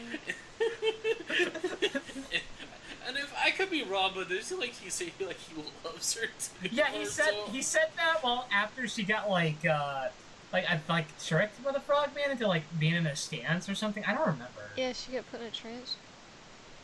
Yeah. Yeah. I will. Oh, one thing I gotta mention is during the whole like nightmare sequence, the ending of that. Oh, I yeah. swear to God, they used the same sound effect as like you remember that whole cult sequence in VHS 2. Oh. I swear wait. they used the same glitch like sound effect of like the does man sound man similar. screaming after like the goat monster says Papa. It sounded exactly like that when the footage was cutting out. That's legit what it sounded like. It could have been a stock sound effect too. It just sounded like it didn't belong in the movie. Plus, it was just such a lame jump scare in general that I just couldn't take it seriously. But I will admit, while I've been very critical about this film, I do have my praises for it. For one thing, the makeup work and VFX work is actually really good looking for a low budget film. Yeah, Go ahead. Yeah. I was gonna say that like at least whenever you're like Scotty is like slowly becoming like the Yeah, the makeup was great on that. person. Like I was like, okay, that's looking Have fun. good. I fuck with it. I think there was like a cult guy though that like also had the makeup that he tried to do like a cheap jump scare that did not look that good from what I don't my remember memory that. serves. Yeah, it was like cheap. Oh, I do yeah, I remember think the Frogman suit, it's not bad as well. I think it could be, I don't know. It's really hard to describe because I think it's not bad, but I feel like there could be a lot more done to make it a more interesting in a way. Yeah. Because it is just, I mean, Frogman itself is a humanoid frog, but like, Yep. I don't know. I felt like the whole frog people design were way more better than Frogman himself. Yeah, I think so. I think the VFX work is better than most Marvel movies nowadays, so that at least Frogman has that. Hey, they're not using 2 billion. Not 2 billion. That would be Actually, insane if that was the budget, though. Holy shit! Small budget movie. There Making will, no money return. there will be one damn Marvel movie that's $1 billion. And it's making never no gonna make money. That money back. It's not making that money back, but like spending so much millions of dollars on like effects. I'm like, hey, and Frogman I could looks say solid. yeah, like I don't know the budget of this movie. Honestly, I don't want to look at it I'll because look like it I up feel for like now, it would fuck it. show too much of it. But like for what they had be able to do, I think it was pretty solid. I will say I did like how the film had fake out credits, and the way it faked you out. It was a little neat. It was a little cool. Like, hey, he actually made the film. I don't like him, but he did do it. I thought that was clever. Although I didn't really like the post-credit scene. Did you guys see like the post-credit scene like after the actual credits started? There was a post-credit scene.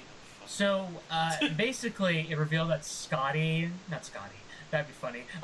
Dallas, he has this thing that he kept in his jacket, and it basically sets it up like, oh shit, he's gonna use it on the audience. I don't remember what the thing was, but that's basically the whole thing. Huh. I might have to look this. Yeah, you can look at it later. But yeah, honestly, I don't really think I have much else to say about spoilers for Frogman. I could be just like loose in my head, but yeah. I guess the only thing I could think that we kind of really didn't discuss, but it's also like not a lot to really talk about, is guess their first encounter with the Frogman. Whenever Dallas is like, "We gotta go in the woods, guys! Frogman's there! We gotta go!" And then like Amy like The best. she like I think that's also like she like I don't remember why she left. I think she was like fed up, which is understandable. Dude, they wouldn't have even found Amy if Scotty was just like, you are a fucking cunt, I can't handle you anymore. And he started walking away. That was the best scene in the movie, by the way. I felt that was the most relatability I felt of anything happening. I would have just thrown the camera straight at Dallas's forehead and ran out. I don't care if Frogman would have eaten me. I would rather have gotten killed by Frogman than stand another day with Dallas. I'm sorry, I hate him so much. He's definitely a very unlikable character that I have not really liked in quite some time. To be honest. He's such a bitch. Do you have anything you'd like to say, Mac? I'm trying to think of what we've already like said about it. Mario. Yeah, I think that for the budget they did good on the effects, but the story was just really lacking. Yeah. I would say though that I do feel like there is like potential for a pretty good like found footage cryptid movie, because I think there should be another attempt of something like that. Obviously, way better. Is there a particular cryptid you'd like to see attempted with this? See, there's like quite a few. I can't say Mothman because there's a Mothman movie out there. I don't know if it's good. Probably not that. Next podcast. I would probably between two is the Jersey Devil, because I think that fucking story of it is kind of fucking metal as hell. Just a woman pregnant. It's like, let this be the devil, and then she popped out like a fucking like demonic being. And I think the Bunibi, I think that's how you pronounce it, which is an Australian cryptid, which it's nothing really special about it, but I think it could be kind of interesting because it's like kind of like an aquatic mammal that An aquatic is, like, man. That just you know, it's like, hey, I'm gonna eat you now. You're like, no, no. Jesus. I just think that could also be kind of, because I think it'll be more interesting if more like obscured cryptids that like, because obviously there's probably quite a few Bigfoot movies out there. There's the water horse with the Loch Ness monster. Oh god. The hash-slinging slasher. But yeah, I would definitely be down. I'm pretty sure Antlers is like, well, I don't know if I would say like the Wendigo is a cryptid, since it's more of like, I think folklore is a little bit more better. Yeah. But also everyone for some reason believes in Wendigos and skinwalkers these days. So. You want to get into the conclusion? Yeah, I think so. Yeah. Alright, we're done with the spoilers of Frogman. Overall, Frogman is a film that I think has its qualities. It has some pretty solid makeup, the effects, there's some charm to it, and it has good ideas, but I hate Dallas so much. The entire thing feels very derivative and tired, and overall, I just felt really bored with this movie, and I wanted it to end halfway through. I wish I could like it more than I did. Pretty much. What do you guys think? I thought that like some parts of it were like pretty good, pretty interesting. The characters seemed more real, but for the most part, it seemed pretty like dull. Yep. The editing was kind of wacky, but I did like the practical effects. And Robert. Probably I would say the more, I guess, somewhat more liking of the Frogman, probably more than you two, I would probably say, but that's because cryptozoology nerd here.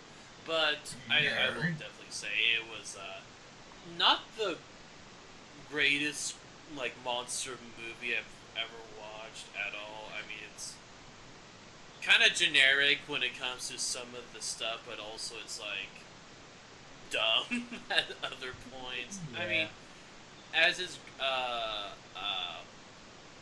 good things, but has more bad things than good, so it's not the greatest. Yeah. Come on, I think my mic cut for a second. Oh, it's cutting. Oh god. Oh, it's cutting, sweetie. Oh no. But I guess because I will probably want to say I have like two ideas what I would have done differently if I was the director. Ooh. Snallygaster's directorial debut? One, I would definitely would have removed the cult aspect of Frogman. I felt like that was really bizarre with how the Frogman, like, what he could do. Like, I don't think there's a need for him to have a cult if he can have his own frog minion people, so I would have done that. Second, I would have kind of made this more of a psychological horror movie. That Like, could work, there wasn't actually a Frogman in general, but Dallas is, like, so believed that he saw that, like, because I guess we didn't mention it, there was, like, with the lady in the hotel, she had some guy staged to look like the Frogman, which was, like, a cheap costume and whatnot. I think it was more like the cult had it But, like, staged. Yeah, but, like, staged. but, like, Dallas saw that, but he still believes, like, oh my god, the Frogman is real. Like, he still, for some, well, I mean, obviously, anyone who sees that is like, well, that's just some dumb guy in a costume. Oh my god, But, Frogman! Like, but, like, he would have, like, been, like, so driven to the point that if he can't find Frogman, maybe he will make his own, and then somehow he would, like, kidnap Amy and Dallas. What the fuck? Amy and Scotty. No way! No, it's really psychological. What the hell? I'm stuck! But, like, maybe he would have somehow figured a way to just, like, I guess in a way it would be like how Tusk is in a way. Oh, Like, okay. just, like, make, like, I don't know, like, how it would work, but, like, turn them into the quote-unquote frog people or frog men, and then the legend would be reborn in a way. Okay. But it'll be in his own document. I think that would have been kind of crazier than what it is. That would have been But so also, crazy. one last thing. What would you all give the Frogman out of 10? Because I don't know if I heard that or not. We didn't get into that. I was waiting for you to shut the fuck up. Oh, okay. Hey! You can't say that! Hey, dude. Alright, I'm gonna be the harsh one here. I'm giving it a 3 out of 10. Really did not like much from it. Sorry. Yeah, I think I'm gonna go with like a 4. I was actually giving a 4 out of 10. Ooh. I thought I was got the highest score here. Damn. I thought. And the most negative one is not that high. Alright. It's by 1 point, damn it! Okay, now I know when to start. Alright, now that we've gotten 2 out of 3 films discussed, let's get the final one out the way. Mac's film, Hot Fuzz, the second in the Cornetto trilogy. In British? Yeah. Thank you for telling us that. Mac, why don't you describe us the plot of Hot Fuzz? Yeah. Okay, so you got Nicholas Angel. He's a police officer. is a police officer from London, and he's like the top elite, best police officer around. And then he gets transferred to this like tiny little village, and it's like kind of boring. But then, I don't know, these weird deaths keep happening. Isn't that weird? Maybe it's a murder? Maybe it's a bunch of murders? Crazy. Maybe it's a cult? It's all accidents. Guess we'll find out later. Yeah, it was all silly. But yeah, it's pretty epic. It's got Simon Pegg. It's directed by best director in the world, Edgar Wright. For real. It's got Martin Freeman in it a little bit. Rafe Spall. What? Who's Rafe Spall? I know him. I have seen this film before, but I decided to rewatch it for the podcast. I was debating if I were to do it or not, but I was like, I can't. I rewatched Priscilla for the podcast, even though I didn't really need to. Might as well just keep that philosophy going. So yeah, I rewatched Hot Fuzz. I will admit, a little bit weak on a rewatch. It might be because I'm a little Edgar Wright out, because I've seen a lot of Edgar Wright films this year, but You can never Edgar Wright out. I don't know, maybe it's just a me thing, but I still really liked it. It's still my second favorite in the Cornetto trilogy, and yeah, I had a good time with it, as always. And Robbie, how about you? I enjoyed the movie for the most part. I liked it. It had some good, funny stuff. Funny. It's pretty epic. In British! Okay. Is that gonna be your recurring thing that you're gonna say there's the whole discussion? No. No. So, I figured the first thing to talk about is, since, if you were to exclude the TV show he directed, Spaced, this is like the second film Edgar Wright has directed after Shaun of the Dead. I find it interesting to look how Edgar Wright expands as a director compared to Shaun of the Dead. Yeah. He's kind of getting more into his style with this one, I think. There's Yeah. more of his He gets more quick in your edits in face. this. Yeah, there's a lot. Yeah, Um, which is what I like about him. yeah. I really like the first hour of the film, like the first half of it. I know that's going to contrast with Robbie, but I actually prefer it over the second half. I'll explain more later on, but I think the editing particularly stands out in the first half of the film.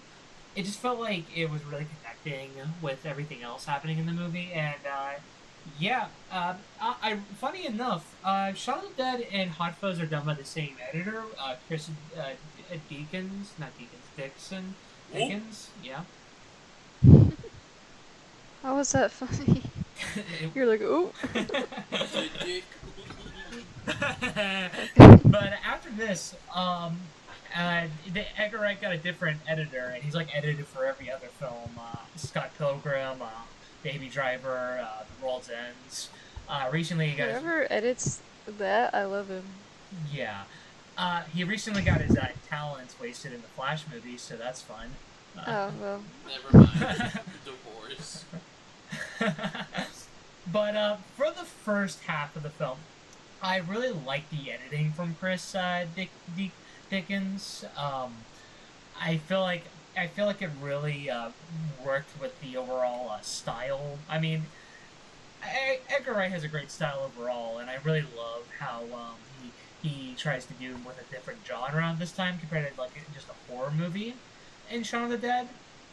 It's just really and a lot of really fun cuts, a lot of like really great ways to tell the story via editing. It's basically what you've come to expect if you've watched an Edgar Wright film. Like you pretty much know his editing style, and there's pretty much nothing about it that's like that much different.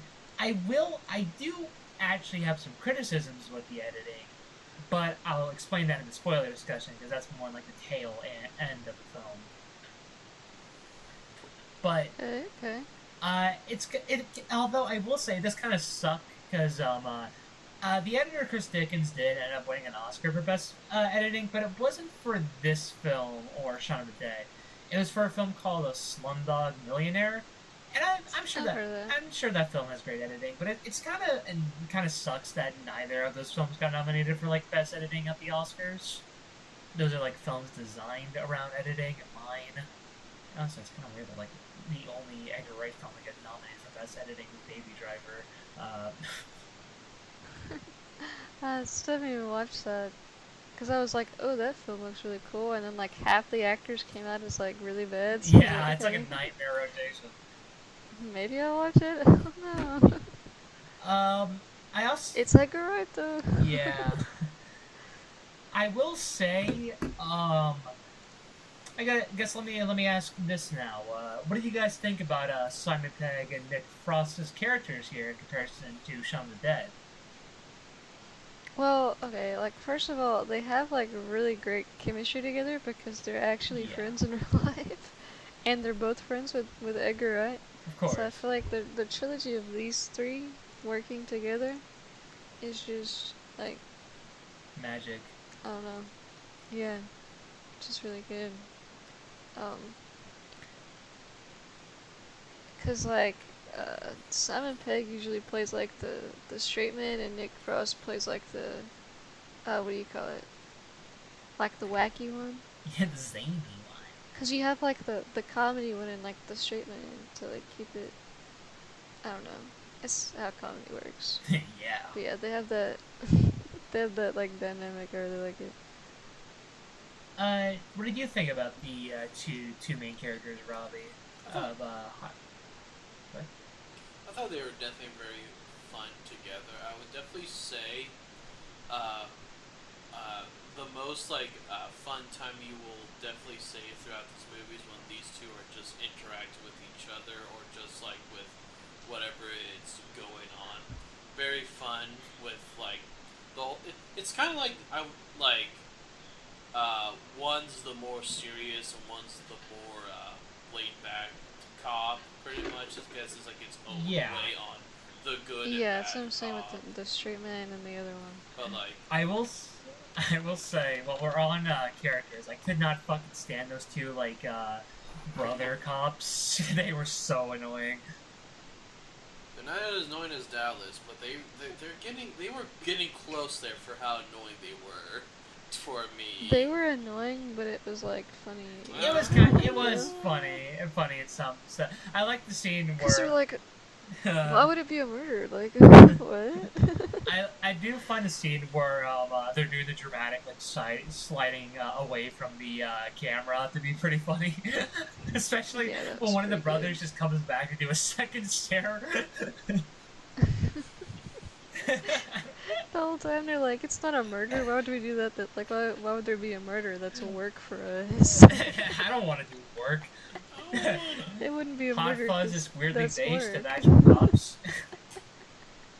Wait, why are we watching two movies with like bad cops? we also have two. And then Frogman. No, wait, there's bad cops in Frogman too. Whoa. The sheriff, the isn't sheriff. it? Oh Yeah. yeah. I thought he was an ex-sheriff. I forgot. A-cab, I guess. And I think the main actor that really stood out to me was Timothy Dalton, who played Skinner. Oh, okay, yeah. Yeah, he was great. That was a good one. See, I'm very bad with names. Who was that? Simon Skinner. It was the guy who owned the supermarket, who had like a very cool mustache. I figured that's who you were talking about, but I wanted to make sure. Mr. Skinner.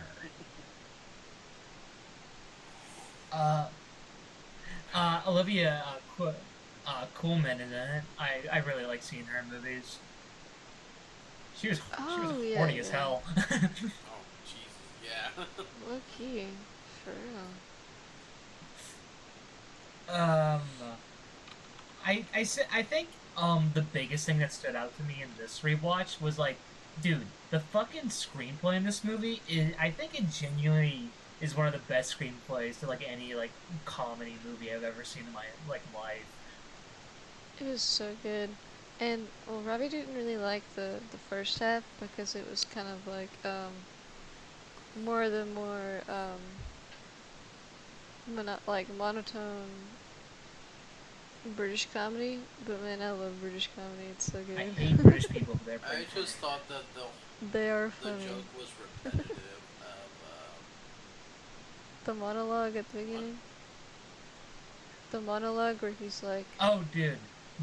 going over all of his I like will say top straight up, achievements. Hot Fuzz might have one of my favorite character introductions, like any film, period. I love how it introduces Nicholas. Damn, bitch, was the tea good? I mean, we are one a British movie. Stop. Why do you say it like that? You're so aggressive about it.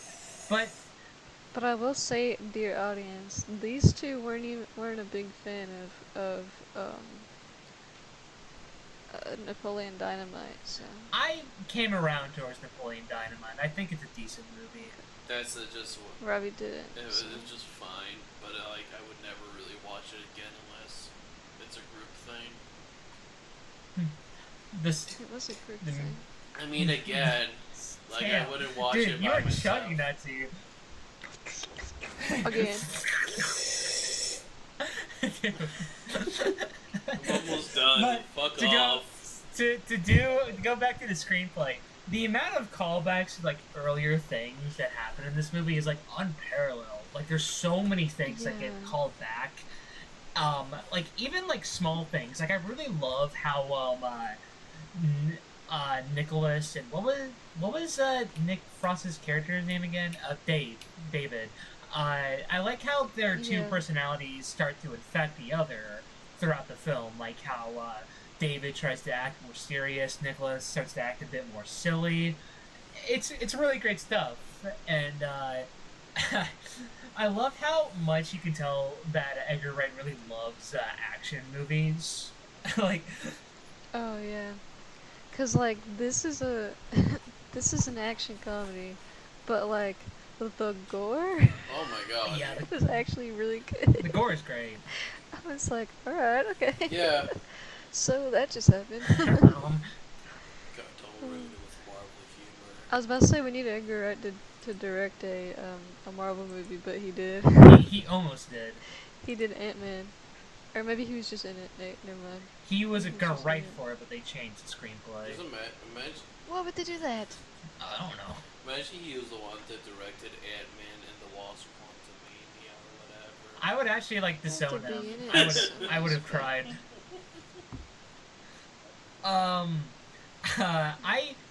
I also gotta mention there's actually a few fun cameos in this movie.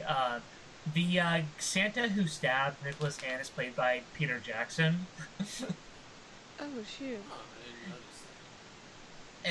and Nicholas's ex-girlfriend is played by Kate Blanchett.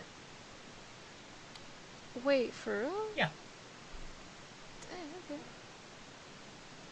And fuck, I feel like I had like other things to talk about with. Oh wait, David Bradley. That's. David Bradley's in it. He's Filch in Harry Potter. He's Ew. like he's the janitor.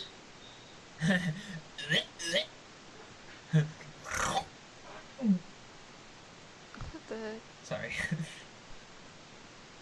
I will, like, I feel like I have, like, something particular I want to say, like, in the spoiler-free discussion that's just, like, not leaving my fucking head, no matter what I do.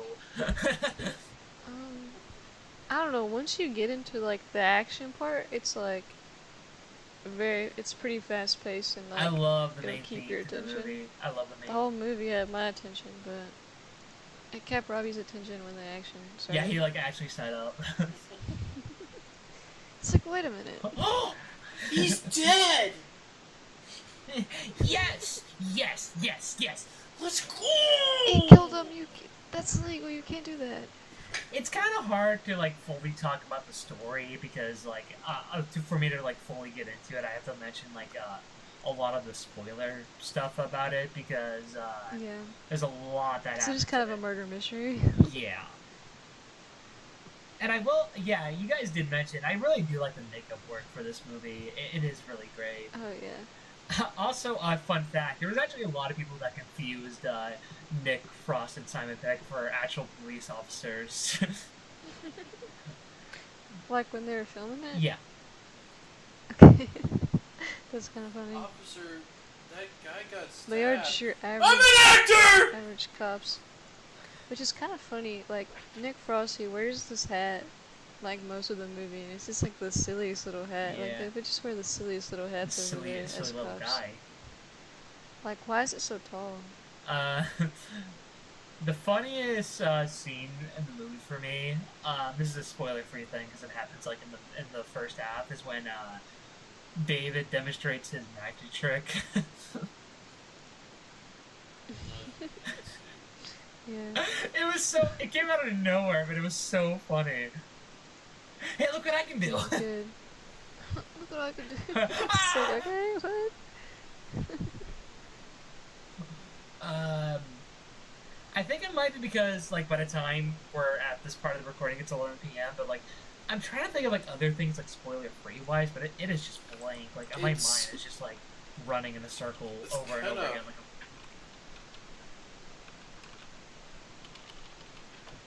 kind of what? It's kind of, like, really hard to do too much spoiler-free due to the fact that, like, the whole movie is like, okay, gotta do some hints and clues of who the murderer. Who's clues? Who is I guess, yeah, we could, like, get further into it in the spoiler discussion. We can, like, get into that now, unless you guys have something you'd like to say prior. Not really. Mac? Yeah, wait, what did you say? If you wanted to say something before we get into spoilers. I don't know really what to say. That's not spoilers, because we already were like, yeah, the directing's pretty awesome, the comedy's pretty awesome. Hey, you're awesome. The actors are like the top of the Stupid. line. You're awesome, I'm awesome, he's awesome, me, she, we, he's awesome. They, them, yeah, okay. They, them, it's awesome. Alright. Hey, you, I'm looking at you. Yeah, you. Get closer. We're gonna be spoiling Hot Fuzz now. So if you have not seen Hot Fuzz, or, yeah, you gotta skip it now, because we're gonna spoil it. Watch it right now. Pause it, please! Here's the timeline. Look at it for a few seconds. Besides that, 3, 2, 1. Let's get into the spoilers of Hot Fuzzy. I'm sorry, I just thought of, like, when you were saying, like, we're about to get to spoilers, you said, come here. I was trying my best to have a burp ready, because I think that would have been so fucking funny. No, because you burp really gross. Dude. Like, it's like, that's a burp that they use on, like, a cartoon. you do have the nastiest burps. Anyways, You should Hot be a voice Fuzz. actor for burps. The tea's coming out. So, let me just say right now, it is like actual night and day about how this film handles the cult stuff in comparison to Frogman. It's really weird how we have cops and cults with a couple of these movies that we picked. They're the same thing. Yeah, we watched Frogman first, and then we watched Hot Fuzz, and then Do the Right Thing. Yeah, Hot Fuzz. I know. And Robbie was like, "Oh, don't tell me that there's gonna be a cult and Do the Right Thing." That would be I fucking was like, crazy. I don't think there will be. I know what the movie's about. I don't think that there's gonna be one. The pizza shop was actually But it would be a funny. cult underneath, like, its basement or whatever. But I do really like how this whole thing, it's like the whole time, like pretty much everybody was in it besides the cops. Yeah. No, the head cop, the chief of police, he was in it. Most of the cops weren't, in it. Yeah. They were like, wait, our boss is evil? Cops are evil. Dang, I guess we just believe That's you now. Because crazy. we've been making fun of you the whole movie.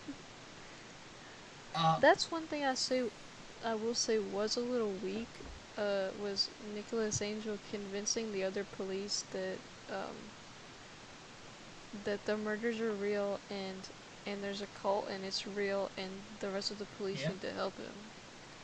Because he was kind of just like, hey guys, I know you haven't believed me the whole movie. But fuck you. But it's real, and I'm serious. And then they were like, hey, wait, for real? Yeah, it was. You're telling the truth. It felt like I could have used a little bit more working, but I thought they could have used a little more there. But it was kind of funny that they were like, wait a minute, he's right. I would say that's the thing I just kind of did not like about the movie, though. It's kind of just like how, I mean, I know it's the joke that they're kind of like, wait a minute, really? Or like, can't really bring 2 to 2 together with some stuff, but like, it was... Oh, okay, so it's probably if I burp, and here's this motherfucker. Fuck off. Okay, but his burps aren't nasty. Anyways! You're our guest. Oh, I'm gonna have one ready at the end of this podcast, motherfucker. Please Just you. don't. Please don't. You hate women. And Jason. The people are tired of women. Oh. Let's go. That's pretty Sanders Anyways, we're getting distracted with burps and politics, fun stuff. Go hand in hand. But like, that's the one thing that just kept me like, oh my god, because like it kept feel like it was like beating a dead horse about every time a murder would happen. It's like, well, it's just an accident.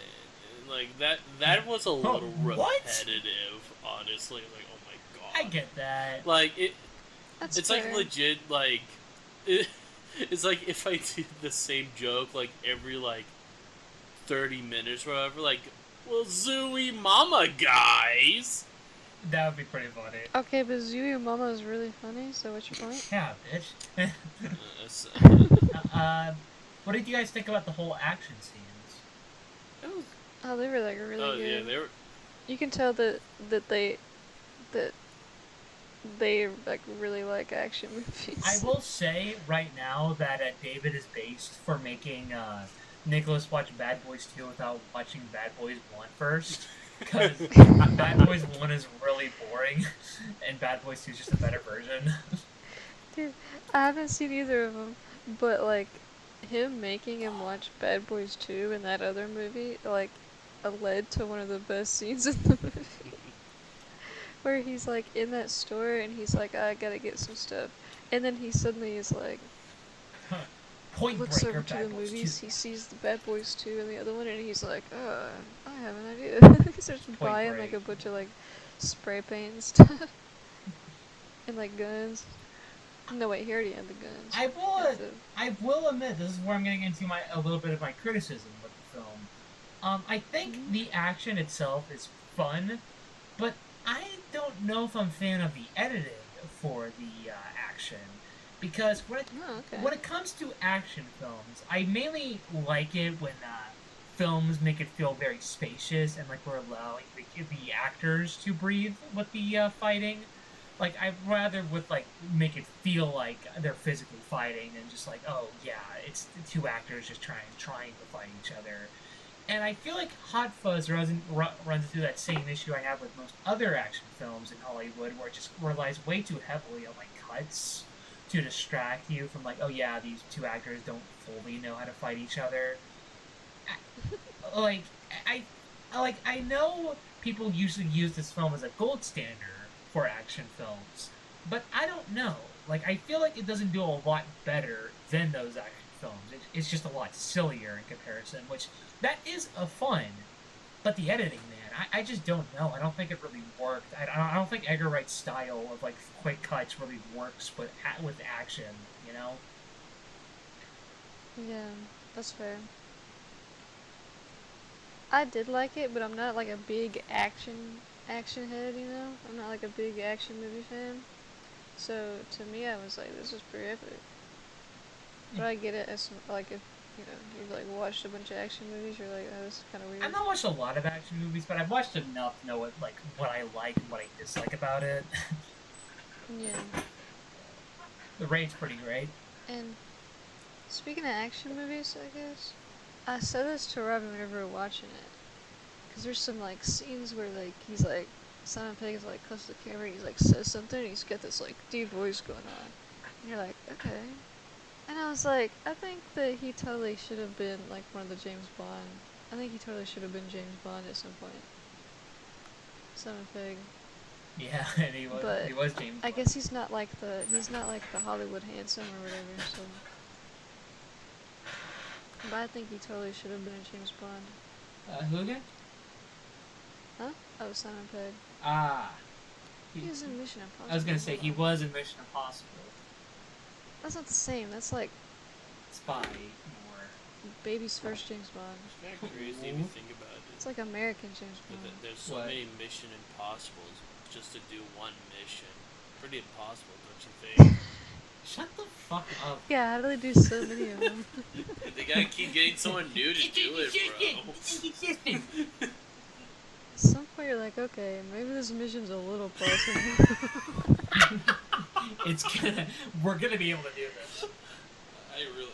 Guys, we got this. This mission may be impossible, but we're gonna make it possible. I love how when Skinner gets defeated, when he like lands his mouth on like that castle, he just goes like, "Ow!" Yeah, when I Yeah. like was watching, I was like, that Jason You would lost have, it. is gonna love that scene, or like I would imagine that you were laughing pretty hard at that. I didn't laugh hard on it, but it's just so funny. Just, owie! but you can't deny that that's funny though. Like it's just a grown ass man going like, That's "Ow!" good. Yeah, it's Jason. And how he later's like, "I'm gonna have some ice cream after this. I'm gonna eat some ices." Like every 5-year-old. Yeah. Ever. I noticed one little detail when I was rewatching this film. So, you know how for the entirety of the first half of the film, during, when the mystery is happening, you know how Skinner is, like, the main suspect, like, the film makes it obvious, like, it's totally Skinner, there's no way to look but Yeah. I know, And it is, but so a lot not just more. him. But I noticed how during the two times where he drives by after a crime scene, the music playing symbolizes the deaths with the characters. So Oh. yeah, I particularly noticed it with the subtitles. So I don't remember how the lyrics went, but you know how those two actors died, so they kind of like played something to do with like them getting beheaded, like a song with that, and how the one guy got his mansion, got blown up with his mansion. Which, by the way, imagine getting blown up by a traditional British breakfast. For real, like I feel like I don't know. I feel like they did him dirty. You just ate a normal But- British breakfast and you just farted too much. Yeah, but that after Skinner drives by that crime scene, it plays like a song about like fire. I just noticed that small detail and I was like, ooh, I fuck with that. Hell yeah! That's pretty cool.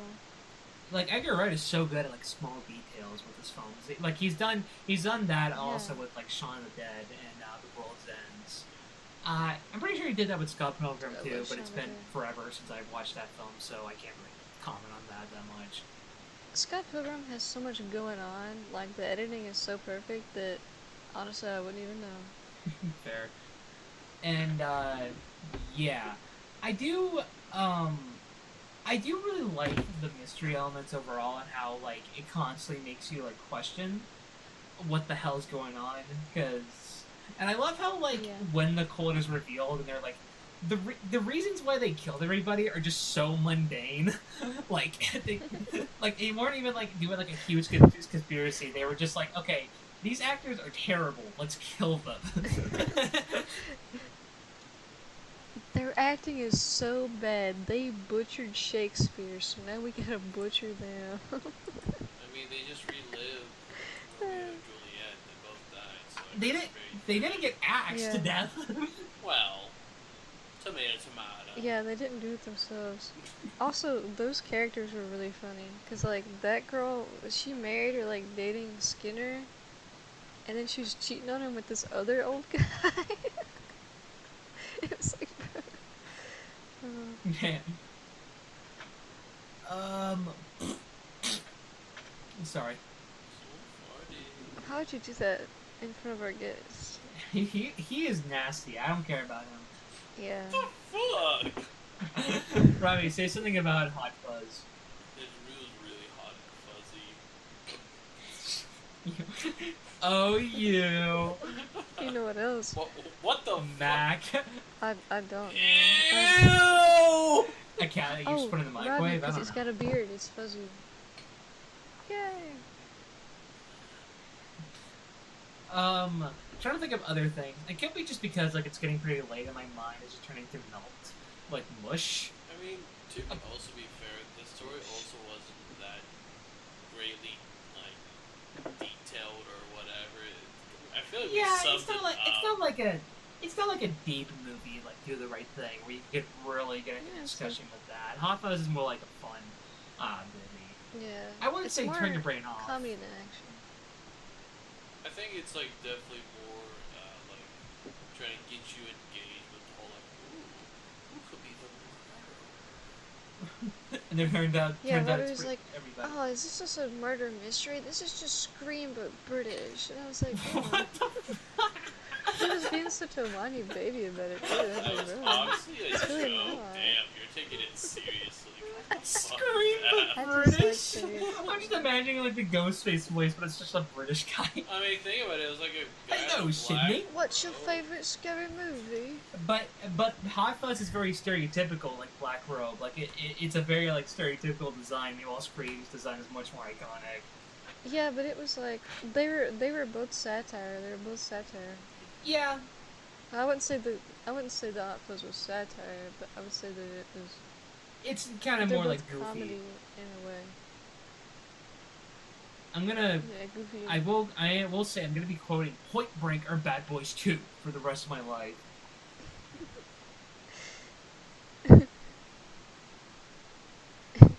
I don't know which one. He's like, it doesn't matter. He's like, we're gonna start with this one. He's like, what? No, Watching both? no. Nicholas is like, which one do you think I prefer? And David's like, no, which one do you want to watch first? Oh, And yeah. then Nicholas is like, you're pulling my leg, and then it cuts to the guy like knocked out and his legs pulled. I love Edgar Wright's so great. I love him. So, what was your favorite death, and why was it the one that we're all gonna say? Well, the church brother, obviously. Yeah, the freaking church pillars. That gets the golden chainsaw. Crazy. The golden chainsaw for today's episode. The dull machete goes to. What was the rest? Your mom. Yeah, what was the dull machete? Probably one of like the gun ones who got just killed by a gun. You know, like, oh, you're so scary. You're gonna shoot Because me. I'd say runner up for the golden chainsaw would be the lady in the flower shop. I was gonna say, I also found that a little like weirdly comedic that he's like out and about. He's right. It felt a little bit like Scary Movie, but like in a fun way. Yeah. Dude, this walk so Scary Movie can run, but I'm pretty sure Scary Movie came out first. Yeah, it It came was like out first. early 2000 something. The Scary Movie came out in exactly 2000. 2000. And Hot Fuzz came out in 2000. During the Y2K craze. Next year's gonna be 25-year anniversary of Scary Movie. Shut up. Dude, Y2K is so funny to me because they're like, oh no, what's gonna happen once we get past 1999? I don't know. Is all technology gonna shut down? We're all gonna die? And it's like, why would that happen? Man, you can tell we're really scraping for conversation at this point. We're barely even talking. Sorry. Nah, you're cool. We're getting distracted by silly things because we're all silly people. Sorry, I'm talking on the podcast. Yeah, Shut the fuck don't up. talk to me. Yeah, shut the fuck up, Max. I'm a new co-host. You're being replaced. No, you're not. You don't know nothing about movies except Star Wars. Yeah, you only know British people. Does that make you better? No, Huh? Michael Cera's not British. He's a dork. Yeah, take that. He's a dork. He's not Jewish either. What? I Thank thought that God. Michael Cera was Woo. Jewish for so long, but he's like Italian or something. What? Check that off the list. Thank God. Called him a dork. He's not Jewish. I'm trying to defend. Oh no, that was unrelated. He's Canadian. He's like American. That's the most like You know, out of context.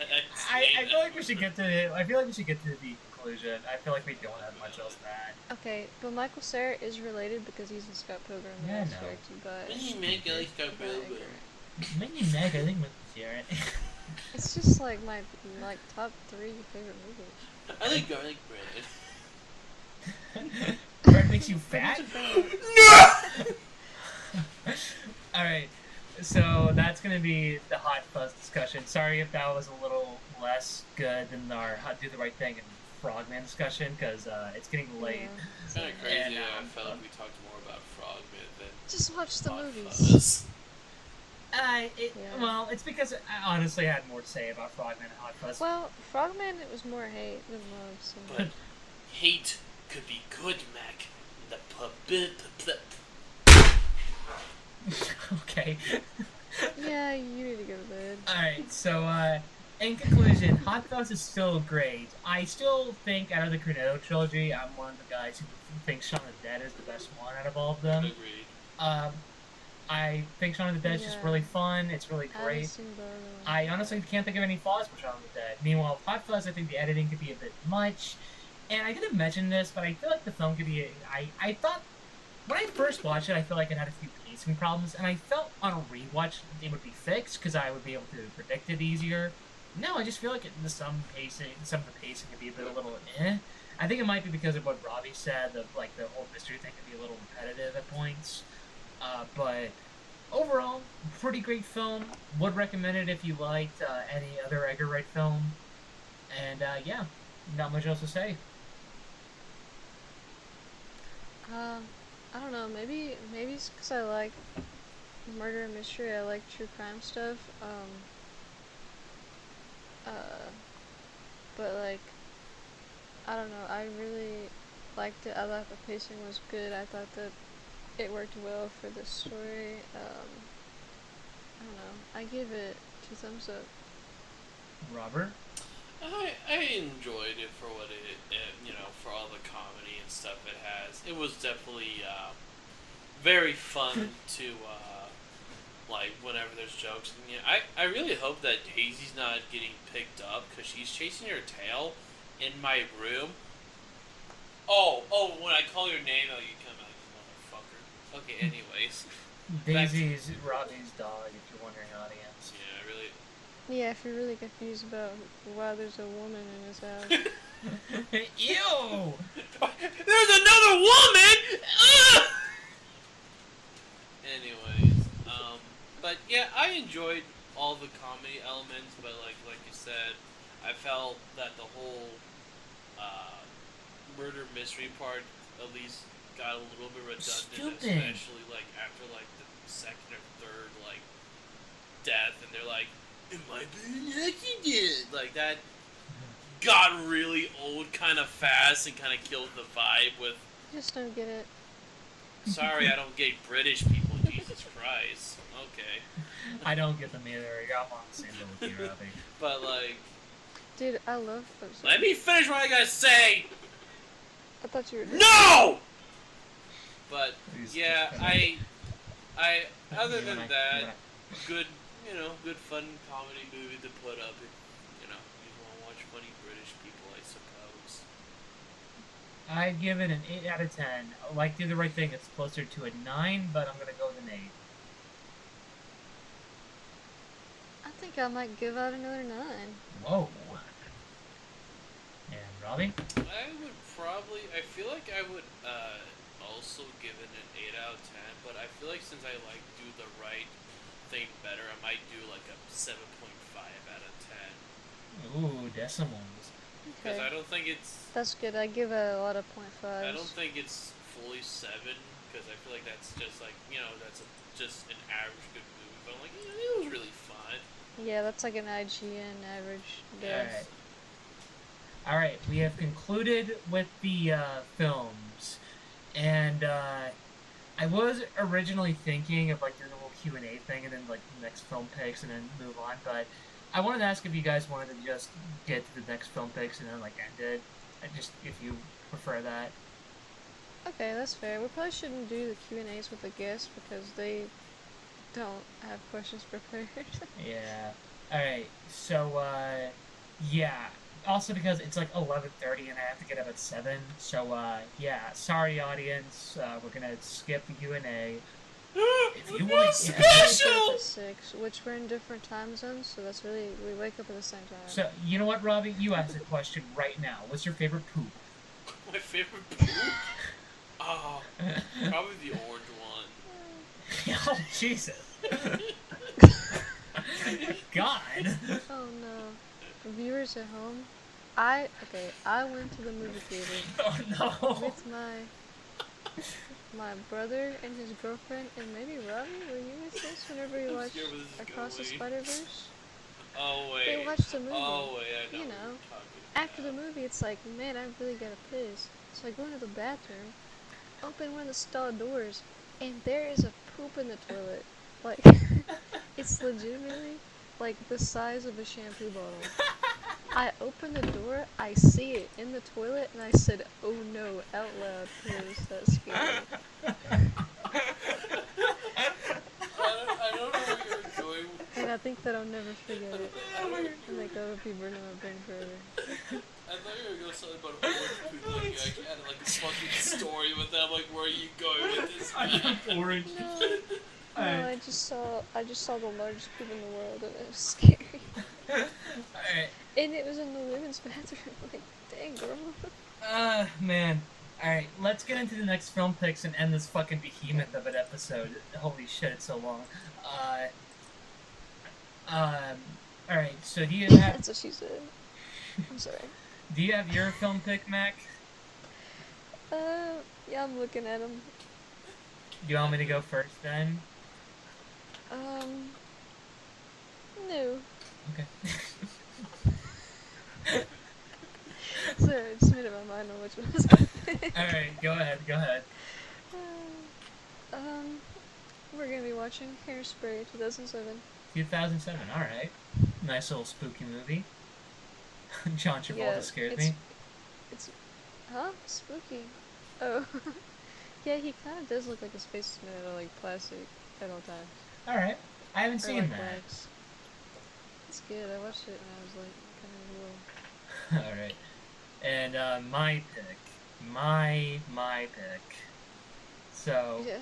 What is your pick? future for the audience, after Mac and I were done recording for episode 8, I told Mac if it was cool for her if I could do like a double feature for my pick. Oh, I forgot.